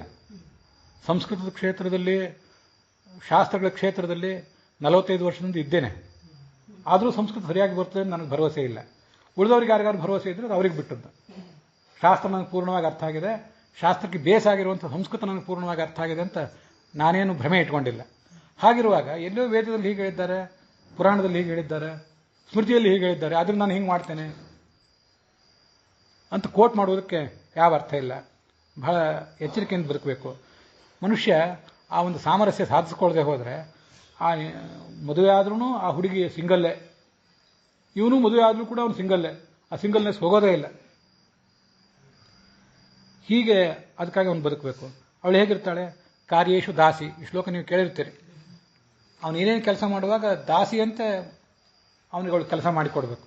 ಸರಿ, ಕಾರ್ಯೇಶು ದಾಸಿ ಕರಣೇಶು ಮಂತ್ರಿ. ಏನು ನಾವು ಬರೀ ಅಡಿಯಾಳಿಯಾಗಿ ಮಾತ್ರ ಇರಬೇಕಾ ಅಂತ ಆಲೋಚನೆ ಮಾಡಬೇಡ್ರಿ. ಮಂತ್ರಿ ಅಂತ ಬದುಕಬೇಕು ಅಂತಿದೆ. ನೀನು ಅವಳಿಗೆ ಮಂತ್ರಿ ಅಂತ ಬದುಕಬೇಕು. ಭೋಜ್ಯೇಶು ಮಾತಾ. ಅವನು ಊಟಕ್ಕೆ ಕೂತಾಗ ಸಾಕು ಅಂತಂದ್ರೂ ತಾಯಿ ಇನ್ನೊಂದಷ್ಟು ಪ್ರೀತಿಯಿಂದ ಹಾಕ್ತಾಳಲ್ಲ, ಹಾಗೆ ಅವನಿಗೆ ಊಟಕ್ಕೆ ಬಡಿಸ್ಬೇಕು. ಶಯನೇಶು ರಂಭ. ದಾಂಪತ್ಯ ಜೀವನವನ್ನು, ದಾಂಪತ್ಯದ ಅತಿ ಏಕಾಂತದ ಕ್ಷಣಗಳನ್ನು ಕೂಡ ಯಾವ ಕ್ಷಣಕ್ಕೂ ಕಡೆಗಣಿಸಬಾರ್ದು. ಧರ್ಮ ಅರ್ಥ ಕಾಮ ಎಲ್ಲ ನಾವು ಸವಿದಾಗಲೇ, ಸುಖ ದುಃಖ ಎರಡೂ ಸವಿದ ಮೇಲೆ ಹೋದಾಗಲೇ ವೈರಾಗ್ಯ. ದಾಂಪತ್ಯ ಜೀವನವನ್ನು ಅದೇನು ಅಸಹ್ಯ ಅಂತೆಲ್ಲ ನಾವು ಕಡೆಗಣಿಸಿದರೆ ಅದರಿಂದ ಮನುಷ್ಯನಿಗೆ ಸರಿಯಾದ ವೈರಾಗ್ಯ ಬರೋದಿಲ್ಲ. ಸೂಕ್ಷ್ಮ ರೂಪದಲ್ಲಿ ಅಂಥವೆಲ್ಲ ಆಸೆ ಆಕಾಂಕ್ಷೆಗಳು ಮನಸ್ಸೊಳಗೆ ಉಳಿದು ಒಂದು ದಿವಸ ಎಲ್ಲಾದರೂ ಸ್ಫೋಟಗೊಳ್ತವೆ. ಅದು ಯೋಗ್ಯ ಅಲ್ಲ. ಆದ್ದರಿಂದ ಹೆಂಡತಿಯಾದವಳು ಅವನಿಗೆ ರಂಭೆಯಂತೆ ಪತ್ನಿಯಾಗಿರಬೇಕು. ರೂಪೇಶು ಲಕ್ಷ್ಮಿ. ಯಾವತ್ತೂ ನಿತ್ಯ ಅಲಂಕರಿಸ್ಕೊಂಡಿರಬೇಕು. ದಾಂಪತ್ಯವನ್ನು ಯಾವತ್ತೂ ಕಡೆಗಣಿಸಬಾರದು. ಯಾವತ್ತೂ ಸೌಭಾಗ್ಯ, ಆ ಸೌಂದರ್ಯ ಅಂತನ್ನೋದು ವ್ಯಕ್ತವಾಗಿ ಕಾಣುವಂತಿರಬೇಕು. ಕ್ಷಮಯ ಧರಿತ್ರಿ. ಭೂಮಿಯಂತೆ ಸಹನ ಗುಣ ಇರಬೇಕು ಅಂತ ಹೇಳ್ತಾರೆ. ಅಲ್ಲೊಂದು ಶ್ಲೋಕ, ಯಸ್ಯ ಭಾರ್ಯ ಶುಚಿರ್ದಕ್ಷ ಭರ್ತಾರ ಮನುಗಾಮಿನಿ. ಶುಚಿಯಾಗಿರಬೇಕು ಅವಳು, ಅಂತರಂಗದಲ್ಲಿ ಬಹಿರಂಗದಲ್ಲಿ ಶೌಚ ಇರಬೇಕು ಅವಳಿಗೆ. ದಕ್ಷ, ಸಮರ್ಥಳಿರಬೇಕು. ನಿತ್ಯಂ ಸ್ನಾತ ಸುಗಂಧಾಚ. ತುಂಬ ಸುಂದರವಾದ ಸುಭಾಷಿತ ಶ್ಲೋಕಗಳೆಲ್ಲವ. ನಿತ್ಯಂ ಸ್ನಾತ. ಯಾವತ್ತೂ ಸ್ನಾನ ಮಾಡಿ ಅವಳಿಗೆ ಸಂಚಾರ ಮಾಡ್ತಿದ್ರೆ ಅವಳು ಈಗ ಸ್ನಾನ ಮಾಡಿ ಬಂದಿದ್ದಾಳೆ ಅನ್ನೋದು ಆ ಸುಗಂಧ ಸುತ್ತಮುತ್ತಿನ ಪರಿಸರಕ್ಕೆಲ್ಲ ಸಿಗುವಂತಿರಬೇಕು. ದ್ರೌಪದಿಗೆ ಪದ್ಮಪತ್ರ ಕೋಶ ಯಸ್ಯಾ ಕ್ರೋಶಾತ್ ಪ್ರಧಾವತಿ ಅಂತ. ದ್ರೌಪದಿ ಸೌಭಾಗ್ಯ ಆ ಥರ ಇತ್ತು. ಪದ್ಮದ ಸುಗಂಧ ಇರುವಂತೆ ಅವಳ ಮೈಯಿಂದ ಸುಗಂಧ ಸೂಸ್ತಿತ್ತಂತೆ. ಎಷ್ಟೋ ಮೈಲುಗಳುಗಟ್ಟಲೆ, ಒಂದು 2-3 ಮೈಲುಗಟ್ಟಲೆ. ಅಷ್ಟಲ್ಲದೆ ಹೋದ್ರೂ ನಾವು ಮನೆಯಲ್ಲಿ ಸ್ವಚ್ಛವಾಗಿ ಗಂಡ ಹೆಂಡತಿ ಇಬ್ಬರೂ ಬದುಕಬೇಕಿದೆ. ಹೆಂಡತಿಗೆ ಹೇಳಿರೋ ವಿಶೇಷಣ ಯಾವುದಾದ್ರೂ ಗಂಡನೂ ಹಾಗೆ ಬದುಕಬೇಕು. ನಿತ್ಯಂ ಸ್ನಾತ ಸುಗಂಧ ಆಚ. ಅವನ ಸುಗಂಧ, ಮಾನಸಿಕ ಸುಗಂಧ, ದೈಹಿಕ ಸುಗಂಧ ಅದು ಪಸರಿಸುವಂತಿರಬೇಕು. ನಿತ್ಯಂ ಚ ಪ್ರಿಯವಾದಿನಿ. ಪ್ರಿಯವಾಗಿ ಮಾತಾಡುವಂತಿರಬೇಕು. ಮಿತವಕ್ತ್ರೀಚ. ಹಿತಮಿತವಾಗಿ ಮಾತನಾಡುವಂತಿರಬೇಕು. ದೇವತಾ ಸಾ ನಮಾನುಷಿ. ಅವಳು ಮನುಷ್ಯಳಲ್ಲ, ಅವಳು ದೇವತೆಯೇ. ಯಾವುದೋ ದೇವತೆ ಇಲ್ಲಿ ಬಂದು ನಿನಗೆ ಅನುಕೂಲ ಮಾಡಿಕೊಡ್ಲಿಕ್ಕಾಗಿದ್ದಾಳೆ ಅಂತ ಭಾವಿಸು. ದೇವತಾ ಗಣದಲ್ಲಿ ಸೇರದೇ ಇರಬಹುದು, ಮನುಷ್ಯರೇ ಆಗಿರ್ಬೋದು, ಹಾಗೆ ತಿಳ್ಕೊ. ಸಾ ರಮಾ ನ ರಮಾ ರಮಾ. ಲಕ್ಷ್ಮೀದೇವಿ ಅಂದ್ರೆ ಯಾರು?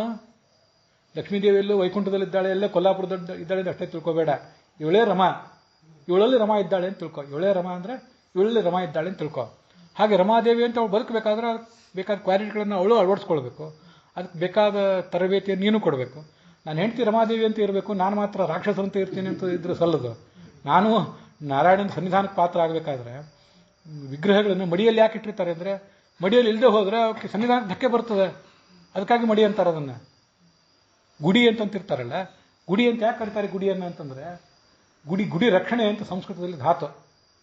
ಗರ್ಭಗೃಹದೊಳಗೆ ವಿಗ್ರಹ, ಅದಕ್ಕೆ ಸುತ್ತಲೂ ಗರ್ಭಗೃಹ, ಅದಕ್ಕೆ ಹೊರಗೆ 7-9 ಆವರಣಗಳು. ತಿರುಪತಿ, ಶ್ರೀರಂಗಂ ಇಲ್ಲೆಲ್ಲ ಅಂತೂ ಒಂದರೋ ಆವರಣ ಇರ್ತದೆ. ಆವರಣದೊಳಗೆ ಯಾರು ಬರಬಹುದು, ಗರ್ಭಗುಡಿಯೊಳಗೆ ಎಲ್ಲರೂ ಹೋಗುವಂತಿಲ್ಲ. ಗುಡಿ ಅಂತ ಯಾಕೆ ಕರೀತಾರೆ ಅಂದರೆ, ಗುಡಿ ರಕ್ಷಣೆ, ಭಗವಂತನ ಸನ್ನಿಧಾನವನ್ನು ರಕ್ಷಣೆ ಮಾಡ್ತದೆ ಅದು ಗುಡಿ. ಅದಕ್ಕಾಗಿ ಅದನ್ನು ಗುಡಿ ಅಂತ ಕರಿತಿರ್ತಾರೆ. ನಮ್ಮಲ್ಲಿ ನಾರಾಯಣ ಇರಬೇಕು ಮತ್ತು ಅವಳು ಲಕ್ಷ್ಮಿ ಇರಬೇಕು ಅಂತಂದರೆ ಅದಕ್ಕೆ ತಕ್ಕಂತೆ ನಾವು ಕೂಡ ವರ್ತನೆ ಮಾಡಬೇಕಲ್ಲ. ನಾರಾಯಣ ಹೇಗೆ ಲಕ್ಷ್ಮೀದೇವಿಯನ್ನು ಪ್ರೀತಿಸ್ತಾನೋ, ಹೇಗೆ ಬ್ರಹ್ಮ ಚತುರ್ಮುಖ ಬ್ರಹ್ಮ ಸರಸ್ವತಿಯನ್ನು ಪ್ರೀತಿಸ್ತಾನೋ, ಅದಕ್ಕೆ ಬೇಕಾದ ಗುಣಗಳನ್ನು ನೀನು ನನ್ನನ್ನು ಗಂಡ ಎಂಬ ದೃಷ್ಟಿಯಿಂದ ಮಾತ್ರ ಪ್ರೀತಿಸಬೇಕು, ಏನಾದರೂ ಆಗಲಿ ಪ್ರೀತಿಸಬೇಕು ಅನ್ನೋದು ಆ ಒತ್ತಡದ ಪ್ರೀತಿ ಬಹಳ ದಿವಸ ಆಗಿ ಉಳಿಯುವಂಥದ್ದಲ್ಲ. ಅದು ಗುಣಗಳಿದ್ರೆ ಪ್ರೀತಿ ಇರ್ತದೆ ಎಲ್ಲಿಯಾದರೂ. ಅದಕ್ಕೆ ಬೇಕಾದ ಗುಣಗಳನ್ನು ಅಳವಡಿಸ್ಕೊಳ್ಳುವುದು ಗಂಡನ ಕರ್ತವ್ಯ, ಹೆಣ್ಣಿನ ಕರ್ತವ್ಯನೂ ಕೂಡ ಹಾಗೇನೆ. ಅಲ್ಲಿಗೆ ಇವತ್ತು ನಾವು ನೋಡಬೇಕಾದ ಅವಲೋಕನ ಮುಕ್ತಾಯ ಕಂಡಿದೆ. ಇನ್ನೂ ಕೆಲವು ವೇದ ಮಂತ್ರಗಳ ಅರ್ಥಗಳನ್ನು ನೋಡಬೇಕು, ಭಾರತಾದಿಗಳಲ್ಲಿ ಬರುವಂಥ ವಿಷಯಗಳನ್ನು ನೋಡಬೇಕು. ಅದನ್ನು ನಾಳೆ ದಿವಸ ನೋಡೋಣ. ಹುಸಿಯ ನಾಡೆ ಹೊಟ್ಟೆ ಹೊರೆವ ವಿಷಯದಲ್ಲಿ ರಸಿಕನೆಂದು ಹುಸಿಗೆ ಹಾಕಿದಿರೋ ಇನ್ನು ಹೃಷಿಕೇಶನೇ, ಈಶ ನಿನ್ನ ಚರಣ ಭಜನೆ ಆಸೆಯಿಂದ ಮಾಡುವೆ, ದೋಷರಾಶಿ ನಾಶ ಮಾಡು ಶ್ರೀಶ ಕೇಶವ. ಶ್ರೀಕೃಷ್ಣಾರ್ಪಣ ಮಸ್ತು.